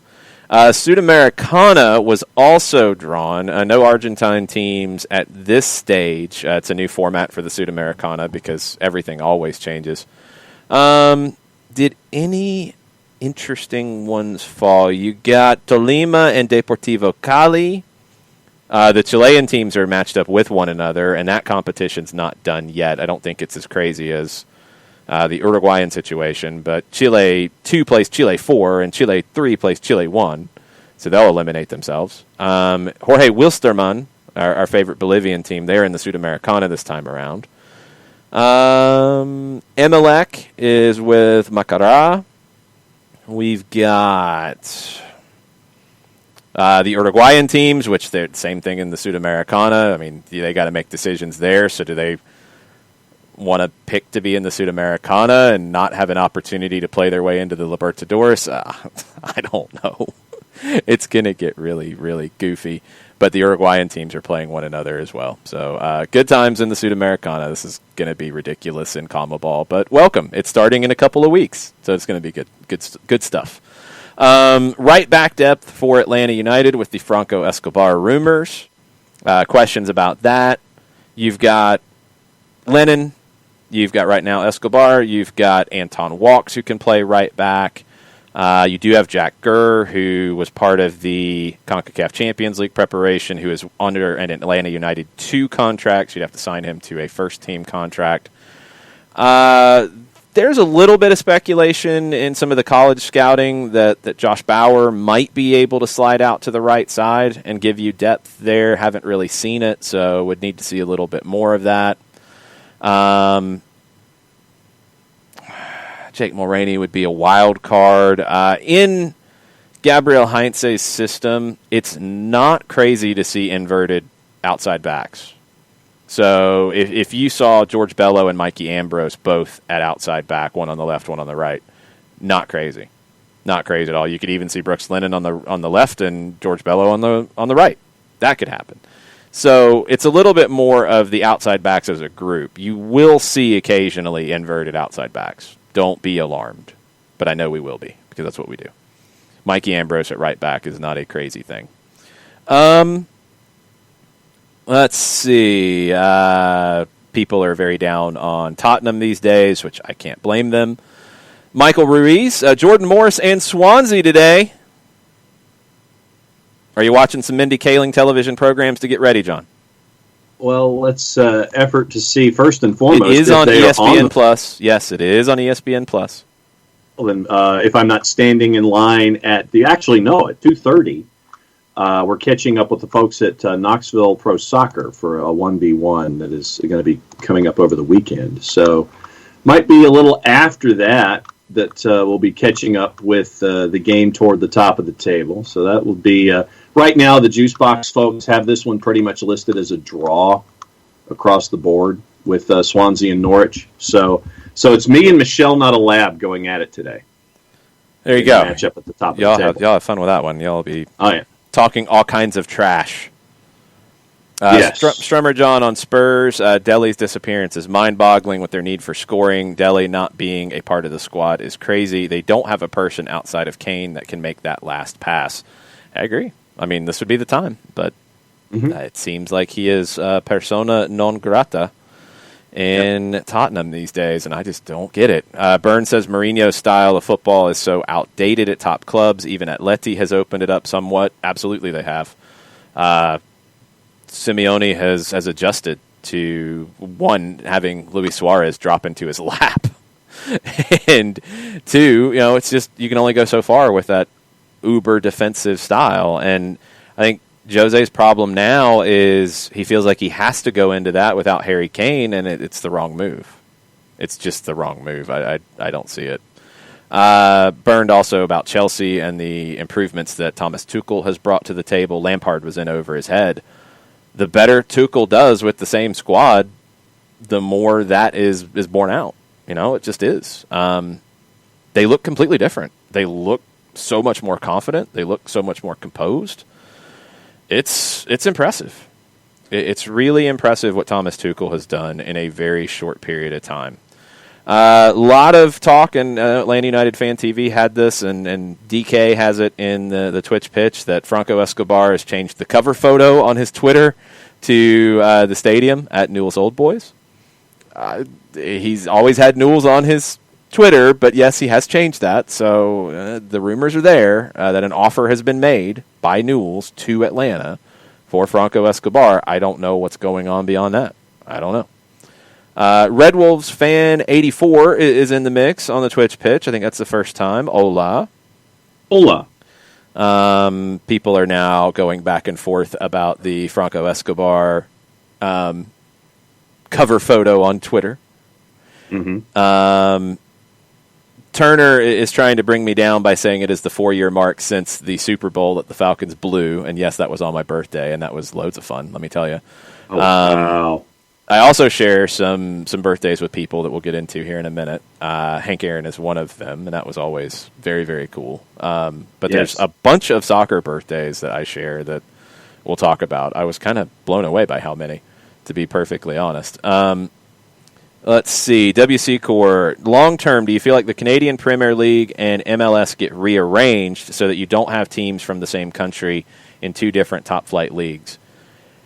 so far down the line if that happens, because the Canadian Premier League is just at such a different scale than MLS. Like, you're not going to put Toronto or Montreal in there or Vancouver. It would be so destructive to those three to make them go play in the Canadian Premier League right now. In 20 years, maybe, but I mean, you just, and John, you know this better than I do, like, there aren't the markets to grow the Canadian Premier League into a place where Toronto, Montreal, and Vancouver would be comfortable being. There just aren't the markets in Canada to be that. That's why you don't have a Canadian Hockey League. Yeah, I mean, and what you do have up there is junior hockey. I mean, well, no, I'm not talking about that. I'm talking about, like, only Canadian teams in the Canadian Hockey League and an American Hockey League at the top flight level. You don't, because the markets aren't big enough. No. And what you've got with the franchises that are there, you have Pacific, who plays in the area of Vancouver, British Columbia, so it's out in the suburbs. You've got Calgary FC, which I think is in Calgary. You've got FC Edmonton. You've got Valor. You've got Forge, which is in Hamilton. Atletico Ottawa, we talked about. York 9, which is in the suburbs of Toronto. And you've got Halifax. And I know that they're looking at adding maybe another Maritime and another 2 or so in and around the Golden Horseshoe. But it's like the market sizes really aren't there to benefit the three MLS sides to want to just exclusively be in the CanPL. It's just not there. Yeah, it's just not. I mean, it can't be at the same level as MLS. It can't, because of the nature of the two countries. I just don't see it. I think it'll be more of a Wales and England situation where, you know, you have teams that do participate in English leagues, but you have a Welsh league that has teams that get into European competition, but it's a lesser league, and it would be unfair to Swansea or Cardiff to make them play in a lesser league because they're bigger clubs. Yeah. Michael Ruiz says, if we get $120,000 for a loan for Remedi and then $1 million for a purchase after a year, that seems like a slam dunk move. It does if you're adding 2 more central midfielders. Even if you're adding 1, I think it does. It definitely fits. Bernd wants to know how Jordan Morris fits in with Swansea. He needs a game prep because he's going to watch this afternoon. Okay, well, also El Mataflo and the Colonel can help out in this as well, but I think that when you have him out to the edges instead of up the middle, I think that that's where he benefits them the most, having him out on the side instead of up top, where you can help out a Jamal Lowe, you can help out an IU, those kinds of things. And I think that really right now, over the first handful of matches, he's come in off the bench. He's been there trying to get just acclimated and everything. But when it comes to offensive firepower, have him out on the side, have him out off the wing, and then that way he can impact that way as opposed to being up top. And they need all the scoring help that they can get. They're in second place, John. Yeah, I know. They need all the scoring help they can get. They're in second in the championship. Like, what's so bad about that? Nothing. That is not my point. It's just that they're not scoring enough goals. You get a little angsty winning games 1-0 against teams at the lower end of the table. You're not going to celebrate the defensive effort here, then? Hey, you beat Rotherham. Actually, sorry, you're in third in the table now because Brentford is in second. 33 goals in 26 games. Meh. 15 goals conceded in 26 games. Wow, that's incredible. One of the keepers that they held on to in the January window, their starting keeper was getting a lot of attention, and they held on to him, which I thought was key as well. It's like, hey, do you want to give up your number 1 keeper in the transfer window? No, thanks for calling. Click. Yeah, you're okay defensively, but we'll see if Jordan Morris can contribute. Mataflo says that you're not wrong. Most of the wins have come from defensive solidity, but that's okay. You can't give that up. Or and then I think the Areola. No. And I think the Areola loan. I think the paperwork, according to Stephen Goff, was supposed to work out this weekend. So Paul Areola should be heading that way soon too. Yeah, no, I mean, it was already done. It was announced, but I think the Yeah. work permit issue and him just getting over there is it. I mean, that. because you kind of had a deadline, and they got it. Yes, we did. Yeah, we got it past the deadline, but just getting him physically over there with the permits, that's where we are. It's supposed to hopefully be done this weekend. Sixth Gear has a question for you. Yeah? Why do you have so many hats? It looks like you raided the local Pilot gas station. Well, I did not, although there were instances where I have done like local gas stations and things. No, the two things that I collect more than anything else are hats and T-shirts from all the assignments that I've done. I'm looking all the places at like that I've been. a bazillion scarves.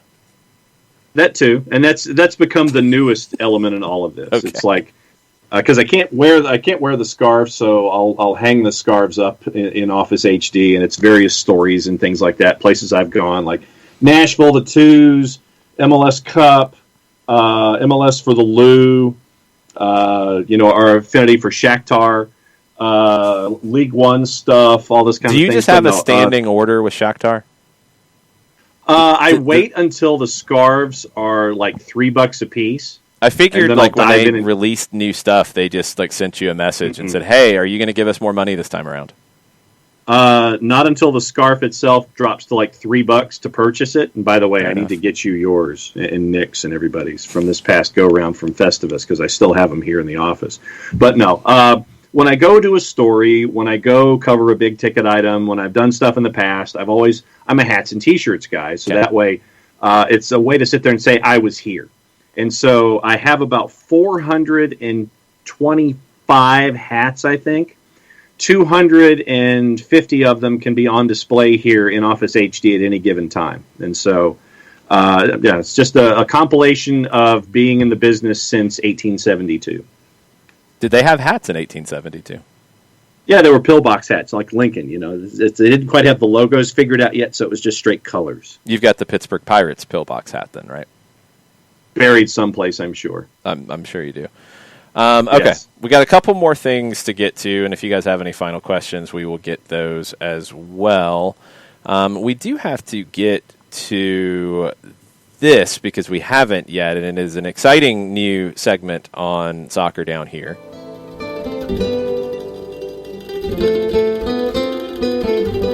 We're going to Spain. Dos mujeres, un camino. No, there's no Mujeres in this just yet. That dong was somebody hitting Bartomeu in the head. See, this sounds like Ennio Morricone and the spaghetti westerns, like the good, the bad, and the ugly fight scene at the end. It's the best I can do. Look, I've got to get music this was a good pull because it just reminds me of the end of the Clint Eastwood westerns. But that's not Spanish. It's the best I can do because I can't pull like a real telenovela theme because they don't like that sort of thing. I can't pull like out of my free music sources. I don't have a flamenco or something Spanish to go to, so I had to get something close. It's telenovela-ish, and telenovela-ish describes Barcelona in a perfect way. Mm-hmm. Gerard Piqué is the character today. He gave an interview with Post United, and he had a lot of things to say. Took some shots at Josep Bartomeu, the former president of Barcelona. And when Piqué was asked about player power, he said, "If in some moments we have taken control, it's because they asked us. Because those who have to take decisions did not do so and delegated them. In the end, the players are there to play football. The less they decide, the better. I think that players don't rule. They can give their opinion, and after that, decisions can go one way or another. When you have a board and a president who are very strong, they have their ideas and want to go one way. The player has a little to decide." On Luis Suarez leaving, Piqué said, "You have to ask those who let him go. That's not my fault." He also said this because there's been an ongoing discussion about refereeing. Now, he said, the other day, a former ref said that 85% of referees are Madrid fans. How are they not going to blow in favor of Madrid? Even if it's unconsciously, How can they not blow more one way than the other? I respect the professionality of referees, and I know they try to do the best job possible. But when a moment of doubt arrives, ... That's what Gerard Piqué said about referees. Well, the Spanish FA said, oh, you're going to say that. Remember when Chris Wondolowski was kicked out of a game at the Benz? And it felt really crazy why he was kicked out when he was on the bench and was yelling something at the referees. And then when he said on Twitter, well, I guess you can't call the referee a cheat, or maybe a blanking cheat, and get away with it. Blanking cheat, yes. Well, okay, then you knew why he got kicked out. What is Gerard Piqué saying right here? That the referees are cheating in favor of Real Madrid. The Spanish FA did not like this comment. They are going to investigate it. Piqué could face a ban between 4 and 12 matches for the comments, with a fine ranging between 600 and 3,000 euro if he's judged to have breached guidelines. The integrity department of the Spanish FA are going to evaluate it, decide whether sanctioning the player is appropriate. They should. I don't know if it's game suspension out of this, but yeah, he should be fined. You can't say stuff like that. You can't throw accusations like that about referees cheating. You cannot do it. Gerard Piqué, wow. Also on the Barcelona front, bad news when it comes to Ansu Fati. Jordi Grau of TV3 in Barcelona said that he had to undergo surgery again 2 weeks ago. Could have a third surgical procedure because the recovery is not going well. He's not going to play anytime soon. That's not good. No. That is not good for the Barcelona that this is happening. No. Let's see. Let me know when you want to head back to England because we have the Guardiola and Klopp stuff too. Oh yeah, we've got the Pep and Klopp. Yeah, we got that too.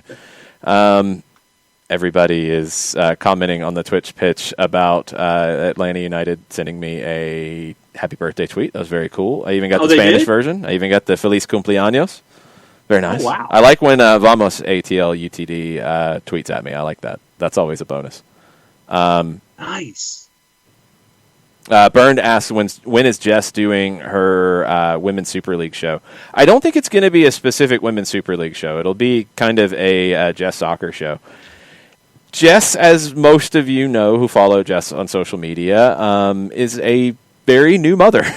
and she's back to work, and she's back calling games for Clayton State, and her schedule is very difficult to manage. And that's why we're trying to figure out a recorded show to get her voice on the network, but make it actually fit her schedule, which is fluid at the moment. So we're working on it, Bernd. I don't know when exactly we're going to get it rolling, but we are working on it. It's hard to get the timing right now. It might take a minute till things settle down just a little bit. But stay tuned. We will have Jess's thoughts on the SDH network here very, very soon. No, I'm not getting alien tweets from Atlanta United. I don't get that. I just get a happy birthday. Thanks, y'all. It's cool. We're not doing a 3-hour show, Jarrett. Stop it. Unless MLS makes an announcement. No. Unless they make an announcement, then maybe that happens. So if you guys want to tweet at MLS and the MLSPA to say, get a deal done in the next 40 minutes so we keep talking, then fine, do it. I don't care. Because I'm over there. Nonsense at this point. Speaking of nonsense, Jurgen Klopp, whining and complaining. Oh. What did he say? What did Klopp say? Courtesy of our friends at The Guardian, he was referring to Manchester City's postponed game against Everton. He suggested that Pep Guardiola's side got 2 weeks off as a result. The inference was, and this is from The Guardian, that the break, which in fact amounted to 7 days without a game, helped fuel City's rise to the top of the Prem. In response, Pep Guardiola has said he made a mistake. Jurgen has to see the calendar again. We had COVID. We had 1 week and we played with 14 players in Stamford Bridge. Tomorrow, when I see Jurgen, I will ask him how long we had off. I'm surprised. I thought Jurgen was not that kind of manager. I didn't expect that comment. Maybe it was a misunderstanding. So he made his remark. Klopp made his remark when asked about fatigue and how to recover from it. He said this: Play football, recover, train, recover, using every single minute each day. The more you keep the ball, the less you have to run, probably. We didn't have a break. I think City had a 2-week break for COVID reasons. It's really tough. It's a tough season. I know for some teams it looks less, end quote. So now Klopp is taking shots at a team that had players miss time due to COVID. Mm-hmm. Wow. Mm-hmm. That's tasteful. Mm-hmm. Why don't you figure out why your team can't score goals at home? Why don't you stop getting defensive with everybody who says anything about Liverpool? Why don't you just do your job? And why don't you relax? Because you're the champions of the league right now. You probably won't be this year, but that happens. You won the Champions League a couple of years ago. You've done pretty well for yourself, Jurgen Klopp. Like, chill out, my friend. Why are you taking shots like this now? It looks really small time. It does. And I didn't, until he started doing this, and this is not the first time, I didn't look at him as small time. But, man, this feels very small. It's really, really annoying. And it doesn't seem to fit the character of Liverpool. Just like Jose acting the way he did not fit the character of Manchester United. Like some clubs, just like Jose did not fit the character of Real Madrid, and that became a huge problem. And there were people who never supported Jose Mourinho at Real Madrid because he did not fit the character of that club. There are clubs that carry themselves in that kind of manner that they don't expect to have these kinds of petty little comments. This feels like something that some new kid on the block would say, honestly, and it wouldn't happen because of Pep, because I don't see Pep as that kind of guy, but it feels like something that a Manchester City unnamed manager would say, not a Liverpool manager. Manchester City doesn't have that same long history of success and expectation and all that. They're the new kid on the block. Kind of have to kick some people around when you're the new kid on the block. You're Liverpool? Really? You're going to act this way? If I was a Liverpool fan, I'd be embarrassed about it because it's very small time. Just feels Nathan very Pugh, small. After hearing that, he says, Klopp's being dumb here. So I'll focus on this goal from Fabinho last season that broke the camera in the net. There you go. And that's what you have to do. It's what Real Madrid fans did. They held their nose, and they were happy about winning a league title under Jose, but ultimately they were thoroughly embarrassed by some of his actions. I think you're getting to that point with Klopp. Yeah. And look, we've thought that, there's no chance Klopp would go and take over Germany anytime soon. It seems like he's writing his ticket out of town with this kind of activity. I mean, it's going to depend on what he wants to do and what he does. I don't see Liverpool firing him over it, but if it keeps adding up, at some point they're going to be embarrassed by it. Now, didn't Burns tell us that this was that he kind of went down this same road when he was back in Germany coaching? He's done it before, but it wasn't as pronounced then because he hadn't done what he did at Liverpool, in my opinion. It should have changed once he became a Champions League winner and a Premier League winner, but it hasn't. And maybe it's just too big of an expectation. I don't know. But yeah, it's absurd. It's just absurd, in my opinion. Okay. Couple of other things on my sheet. Ran into Michael Head yesterday, by the way. And Michael, but get this, Michael actually lives in the subdivision behind Office HD. Very cool. Literally. Random stuff, and he was incredibly complimentary and toward the show and to you and everything that we've done. And he is referred to us as his sanity break. Nice. Well, that's like I said, it's a sanity break for us, too. Yeah. Taylor Braswell, thanks for all you do for the Atlanta soccer community. I don't think I speak for just me when I say how much more difficult the past year would have been without your voice on Soccer Down Here every morning, and that's been echoed by a lot of folks on the timeline this morning. I've said it before. I didn't know if we would do a show every day with no games to talk about. I did not plan on it, but you guys not demanded it in a negative way, but you guys responded to us doing a show talking about whatever we came up with to talk about that morning.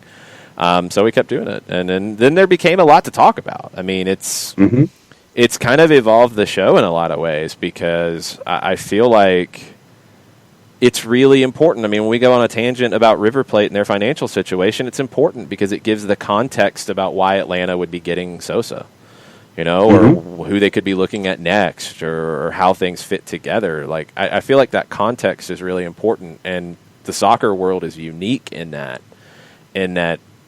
everything is connected.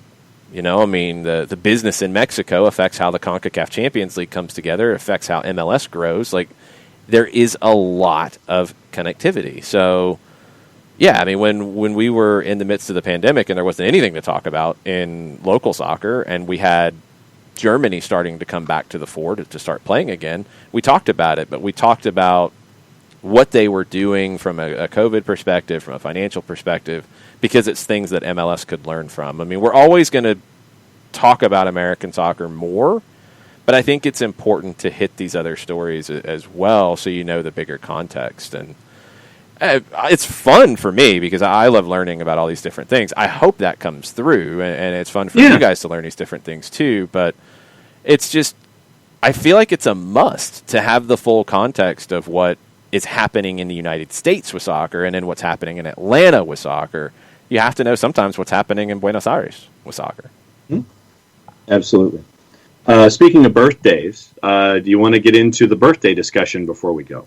You just want to do this.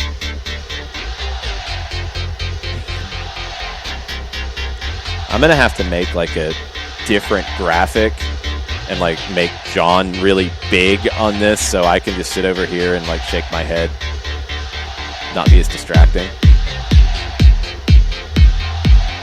Because this is absurd.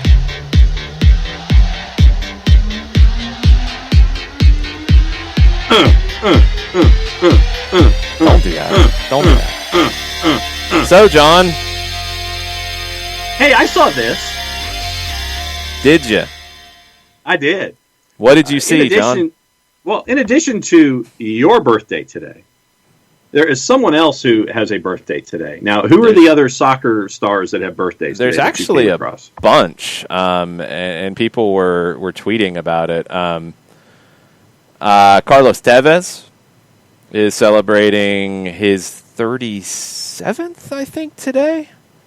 Yeah. Not what I saw. Okay. Neymar is celebrating a birthday today. So, I mean, that's a couple like heavy hitters right now. I know it's the like one 29. You saw, so I'm going to skip it. Legendary Romanian player Georgi Hagi is celebrating his birthday today. If you watched the 1994 World Cup, you saw Hagi, which was, God, he's an incredible player. Incredible player. His son's actually a really good player that is starting to break through as well. There's a few others, but there's another really big name right now that John wants to talk about because he saw this.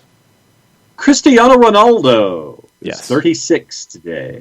Yes, he is. And so a story that I posted in the Discord from Give Me Sport goes through his diet and his workout regimen. Yeah, I ain't doing it. So here's his, what does he eat? According to AS, his diet consists of 6 mini meals a day with plenty of pasta and chicken cooked without oil or salt. I like the man already. He only drinks water, minus point, with an occasional pineapple or orange juice at breakfast, a meal which usually consists of either cheese, ham, low-fat yogurt, and fruit or avocado. Goes without saying he avoids sugary snacks, dodges frozen food, only eating fresh produce. Swordfish, sea bass, and sea bream are his favorite types of fish, while his preferred dish is bacalhau à bras, a mix of cod, onions, potatoes, and eggs. How are you with what Ronaldo eats? I don't think I could pull that off, but I am also not trying to have Cristiano Ronaldo's physique, and I don't really need it in my professional life, so I think I can live with it. Did you get excited about this because he cooks pasta and chicken without salt? I did not know that until I read the article, but I thought that was good. But then he gets a minus point for only drinking water and then more minus points for having avocado. You don't like avocado? No, I'm not an avocado person. I'm not a guacamole guy at all. I mean, you don't like avocado on like anything? In a salad or like on a Nope. sandwich or? Nope, you can have it. I mean, I feel like I'm eating everything because you say no to it. But okay. I will give you mine. Why? But now, Why? it has no taste for me. It has no flavor. There's nothing there, and it's green. You don't eat green things? No, I don't. Just because of the color? Well, most greens are vegetables. You know how I am about vegetables anyway. You don't eat green beans? Uh-uh. You don't eat asparagus? Oh, no. Jeez. You don't eat broccoli? On the record, no. What's that supposed to mean? I have an image to uphold, sir. So you eat broccoli. You're just lying about it because you're trying to uphold a bad image. Yes. Okay. I don't even understand that. Spinach? With vinegar. Just plain Same with collards. spinach? Okay, you're thinking spinach that way. Okay, got it. All right. Still weird. So, but you'll eat collards and you'll eat spinach. With vinegar on top. Prepared of it, a yes. certain way. On top or Yeah. just like you'll empty the bag of collards or No, you have spinach to and then cook just the pour collards. vinegar on it? No, you have to cook the collards and cook the spinach normally, and there's like usually bacon that's involved as well to help out with the taste. And so You've never cooked these, have you? Oh God, no. Okay, that's what I thought because that went off the rails already. Yeah. Just lettuce? Well, that's a salad though. That's not vegetable. It's not a vegetable. Lettuce isn't a vegetable, I don't think. It's not a vegetable. Okay, yeah, all right. So a salad is okay to eat green stuff in. Yeah, because I'll drown it with salad dressing. What salad dressing do you drown it in? Usually Caesar, or ranch, or Italian. Okay, not surprised about the ranch. People are freaking out. I was trying to think of more green stuff. Kale? Oh God, no. Yeah, that's I figured. That tastes did like the a reaction. radial tire. That's absurd. So Celery? is kale No, celery. with peanut butter. Celery and peanut butter? I know some people like that. I don't. That's absurd. Cucumbers? Pickles. You'll eat pickles, but you won't eat cucumbers. In a salad. Okay. You know there's a lot of salt in Caesar dressing, right? Jason Nix points that out. I was not aware of this fact. That will not impact me, though. Because you don't see it. Nope, I don't see it. You're so strange. But here's the other half of the equation. We talked about Ronaldo's. We talked about Ronaldo's diet. Let's do that. Here's his workout regimen. Yeah, I ain't doing this. Goes to the gym 5 days a week. Does Pilates and swimming, but personal trainers have to intervene to stop him overtraining. Yeah, that can happen. He denied rumors in 2017. He did 3,000 sit-ups a day, insisting it's only a minimum of 200 or 300. Getting 8 hours of sleep a night is important to Ronaldo, maintaining the same routine by going to bed and getting up at the same time every day wherever possible. Invested in icebox cryotherapy chambers at home. And perhaps most importantly of all, says the article at Give Me Sport, he extols the virtues of mentality. I hope we all have mentality, which comes as no surprise. Quote, mental strength is just as important as physical strength and will help you achieve your goals. So that is Cristiano Ronaldo at 36. How much crossover do you have with his habits since you share the same birthday? None. Because I'm not trying to use my incredibly sculpted and perfectly fed and perfectly worked out body to make a living. If you are doing that and you're 36, you better be doing all this stuff to keep up with the 26-year-olds. More power to him. I mean, yeah, it'd be nice to have a icebox cryotherapy chamber at home, but I don't think it'd fit in my home, so no. Yeah, it wouldn't fit here either. I wish I could get a perfect routine of 8 hours of sleep, but it doesn't work. I tried. I like to get 8 hours sometimes, but I can't always do it. And I mean, the food, that's okay. Like I like a little bit more than that, but again, I'm not trying to do the things that he does physically. Same with the workouts. So I mean, he's a very unique player, and I'm leaving his personal foibles that have been in courtrooms and other places out to the side because I think they're still back and forth in allegations on that. Yes. But as a footballer, what he has done is incredible because he's a completely different kind of player than he was when he broke through. You know, he's not the tricky winger beating everybody on the run as he was when he broke through. And he's had a second career in a lot of ways as an incredible number 9. I can't think of anybody to even compare him to. You know, I mean, Messi is still Lionel Messi. Like, is he maybe more of a 10 now than the false 9? Sure, but I mean, how different is it really? Other great players were themselves for as long as they could possibly be. I mean, it seems like this was a very calculated move of, I'm going to lose speed at some point. I'm going to lose the ability to play the way that I did when I was 20 years old and breaking through. I want to play as long as I possibly can. I need to do things to ensure that. And he's dedicated to doing that. More power to him. 2 more things from me on my end. Okay. Domer is wishing you a happy birthday, and he's apologizing. He's sorry that you had to listen to me grunting on your birthday. I needed that apology. Thank you, Domer. That was upsetting. And the other thing that I had on my list, all right, the Beast died. We know this. 357,000 plus miles, 24 years. You might need to explain the Beast because that could have went a whole lot of different directions. Remember, sometimes we have new listeners. Sometimes they don't know what you name your car.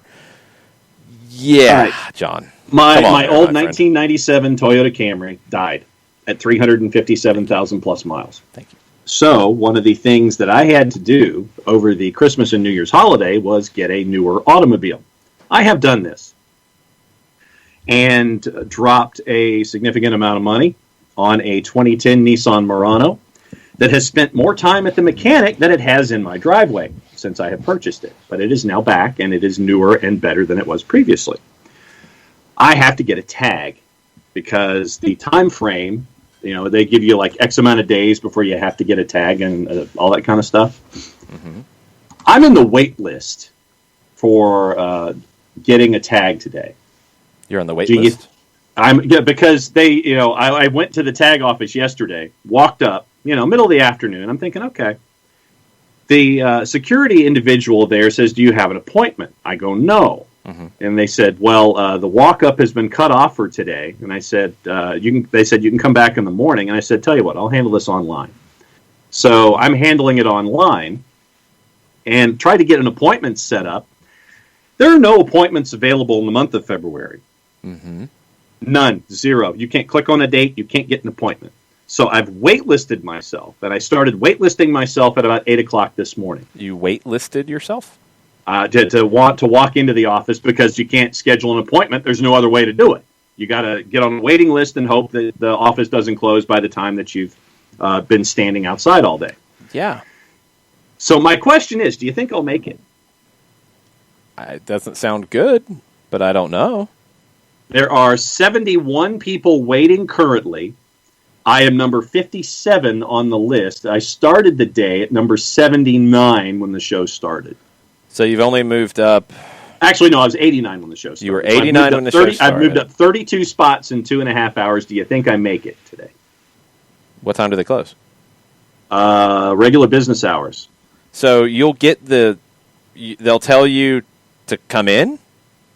Well, I mean, obviously I've got to drive over at some point in case the line gets faster. So, I mean, once the show is over, I've got some things to do. I've got the interview with Knoxville Pro Soccer at 2:30.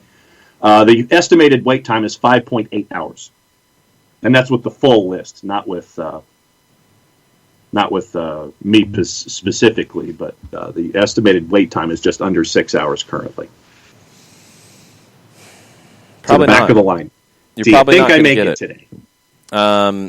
People are saying you should go to Kroger. I will back John on this. I think for what he needs to do, he can't do it at a Kroger. Because it is a registered tag. Automobile to me for the first time. Yeah, I don't think he can. So I don't think this is typical situation. I'd love to go to Kroger, sit there and do the thing at the kiosk and be out the door, but I have to register a car, get a tag, all that kind of stuff. It was in a different state, which I think maybe adds to elements to this. I don't know about all of the sales situations there, Jason Nix, but yeah, I think John is doing the right thing here. I think there's no other way for him to handle this faster. No, I don't think you're going to get it done today. I don't think. Sorry, I'm just saying. I don't think you get it done. We'll do it again on Monday. Probably. Yay! So. Yeah, that's probably what'll happen. What else you got? Oh no, there's a lot of other folks on here that are wishing you a happy birthday in the timeline. And one of the things I'll give you two. Tafka, who's been listening since day one. Tafka says, I'm not exaggerating to say this. Outside of Darren Carlson, our coach, he says that you are the most important non-player soccer person in Georgia. The level to which you educate the fan base, SDH, stoppage time, 92.9 interviews, color commentary, you're crucial to what Atlanta United is. Turner Kirby seconds this and says, the growth of my knowledge of the game, not just in Atlanta but worldwide over the last year plus since I found out about SDH has been insane. Look, I do a lot of this because when I was a kid, I wished that this was out there. When I found soccer as a kid, and it's a long time ago because I'm old, getting old. I went to the library and checked out the same 3 books over and over again. That was all there was. You didn't have games on TV, you didn't have it. So I was always somebody wanted to learn more. When the internet, became easily, available and could use it and could study and research, I would read everything I could and try to learn everything I could. So, that's why, when we started doing this, that was a lot of the driving force, was to be able to provide a lot of the background information. And I feel like for some reason the way we cover the game in this country, we don't do it that way. I don't know why. I don't really know why it's come up that way. I don't know why it's happened in that way. I watch, and I'm trying to get better with Spanish, and I'm practicing and doing Babbel and reading to translator to try to work on my accent. I'm trying to get better, and I'm trying to speak it a little bit around the house. I'm trying to get better with it. But I watch TIC and how they cover soccer in Argentina and the Argentine League. They don't ignore what's going on in other countries. They talk about it. And we try to do our version of that because I feel like most of it is halfway in the U.S. or it's coming at it from a very, at times, biased opinion. And it's okay to have an opinion. I hope that I'm clear when I'm giving you my opinion about something or where I'm trying to give a fact. I hope that I'm clear about that. I try to be. And if I'm not, please always ask. But it's important, I feel like, because there are people, and I'm glad some of you guys, I think, fit into this because you've said so. There are people who want to be bigger fans of the game, but they don't have access to information about the game. That was the number one thing in 2019 ahead of the Women's World Cup that jumped out to me that I will always remember was a survey of women's soccer fans. And the number one drawback that they had about being a women's soccer fan was access to information. And I feel like that's the case in just American soccer in general. So we try to provide that. And that's why we are thorough, and that's why we prep for shows, and that's why we'll get really stupid about making sure a detail is correct about did Cesar Luis Merlo say that Franco Escobar is going to Newell's, or did he say that Newell's made an offer? It's important. I think I think it's incredibly important. So we try to be that show that provides all the background, provides all the information, provides the access to the information, and helps people become bigger fans, more connected fans, more engaged fans, whatever it is. That's what we try to do. And that was something that I wished I'd had when I was young and had to find my own way to do it at the time. And, man, I learned how to use microfilm when I was like 12 years old at the library because I was reading about the NASL because that was the last league we had.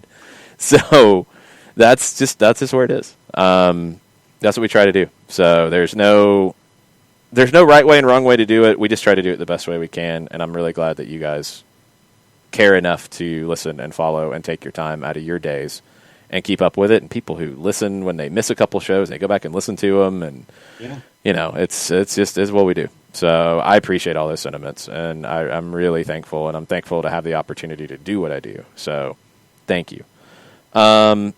Couple other things on the Twitch pitch. Let's see what we have not touched on yet. Thomas Jewin, we did not touch on that situation. LAFC and the Las Vegas Lights might do what San Jose and Reno kind of did, and probably closer to what Houston, Rio Grande Valley actually did, where Las Vegas would be the affiliate for LAFC in USL Championship. In this case, according to Jeff Reuter of The Athletic, LAFC would cover sporting and technical side of the team. So they would train in LA, they would be housed in LA, they would travel to Vegas for games. The Lights would run the business operation, so they would not have any sporting say. It has not been submitted to the USL office for approval yet. I don't know if this is down to LAFC realizing we got a bunch of players that we need to develop, or if it's down to Las Vegas saying we need some help financially, or if it's both. Probably a little of both. But it's an interesting one. I mean, that's 5 hours, right? Yeah. I mean, that's a 5-hour drive. That's how long of a flight? Like hour and a half? 45, 50, yeah. Hour? I mean, like 45, 50 minutes maybe. So, I mean, could maybe LAFC pick somebody a little closer? Sure. But if this is the partnership, this is the partnership. It's not a bad idea. I mean, it's a good idea for LAFC because you can develop players. I think Houston, Memo Rodriguez is a player who benefited from his time at Rio Grande as well. So, yeah, it can work. Not typical, but if you're not going to run your own second team, this is a way to bridge that gap. You run the soccer side of it, but somebody else is running all the business and the sales and all that. It's a little bit of a halfway. It didn't work as great for Houston and Rio Grande Valley. I think they've kind of readdressed it. Rio Grande Valley has more independence now. Let's see how this one goes. But I think both sides kind of need something out of it, and that's why they're doing it this way. Block to bot in the Twitch pitch. That's always fun. Modiflow asks, who is my favorite player who was born on the same day as me? That's Carlos Tevez. I mean, for me, it's Tevez. Ronaldo's great. Jorge Hadji was great. Neymar, amazing player. I'm not the biggest fan of the histrionics at times. It's Tevez. Tevez is, I mean, I'm not a Boca guy. Like, I kind of avoid, like, being a Boca or a River fan in Argentina, but Carlos Tevez is the epitome of Boca Juniors. He's just he's an incredible player, incredible talent, but I love his heart. I love how hard he plays. Still, in my opinion, a bigger mistake than Sir Alex letting Jaap Stam leave Manchester United was when he let Tevez leave to go across town to Manchester City. That was a huge mistake. Tevez is the heart and soul of almost any team he plays in. So, my kind of player. Yeah, Tevez for sure. No doubt. Let's see. I think we are officially caught up on the Twitters. And once again, shout out to everybody who is shouting out to you on the timeline today. Very, very cool to see the family respond on a day-by-day basis with everything that we're doing. And that's what we are. We're a family. And to have it grow to where we are and everybody shouting out to you on the birthday, just, it's very, very cool to see. And thanks to everybody who chimes in on a daily basis and everyone who's agreeing with my assessment that you're the man. We had Mark Harmon there. You're the man. Did. Yeah, that was weird. We had a question in the Q&A on Discord last night that Thomas Jewin wants you to answer. Sure. Have you ever had tacos de lengua? No. Do you know what it is? No. You don't know what it is. No. You've never had it, and you're very demonstrative about not having it, but you don't know what it is. Because I would know what it is, and then I could tell you if I didn't like it or anything like that. I can tell you by hearing what that is, I have not had it, so I don't know what it is. But you're acting like, ew, is the way you're acting about it. No, it's just like I'm just basically telling you, no, I don't know what it is, so no, I haven't had it. Okay, you don't know what it is. Nope. Why don't you look that up, and you can tell Standard us if spelling? you will have it. Well, tacos, yes, is standard, and lengua is Lengua. So I was going to go I was going to go Li. So that was No, why. it's in Spanish, John. That would be a no. Why, John? Beef tongue tacos. That is not going to happen. Beef tongue. Is cow tongue good to eat? Is one of the first questions that's posed on the search engine. It's pretty good.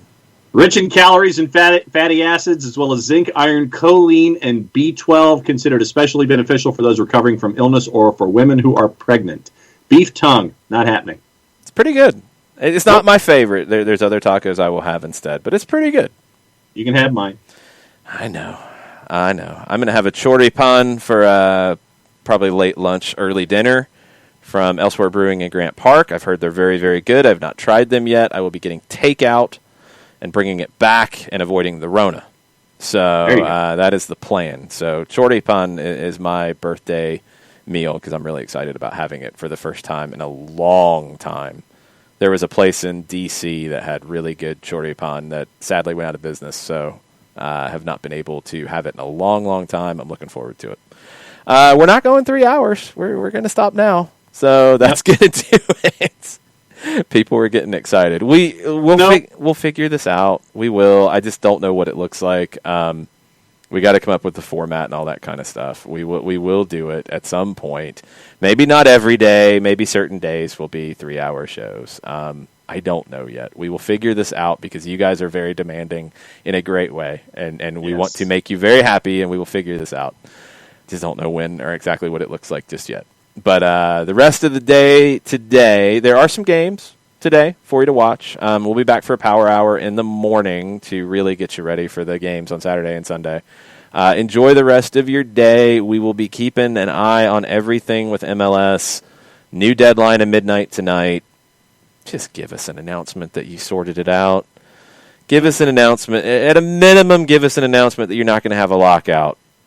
If you can at least get to the point that you can say, we are not going to have any delays to our calendar, we are going to play the calendar that is lined up, players will be reporting here in the next couple weeks, they will undergo their quarantine period, all those things. Give us that announcement today. Por favor, MLS and MLSPA, because it takes both y'all. Just give us that. At a minimum, give us that, but get it done. Don't extend it another time. Get it done. Please, it'd be a great birthday present. I would be very happy about it. Yes. But I'm not selfish. I hope this would be good for a lot of people. I would hope. All right, we're gone. We'll be back tomorrow for a power hour. Mucha, mucha plata, y'all. Mucha plata, y'all.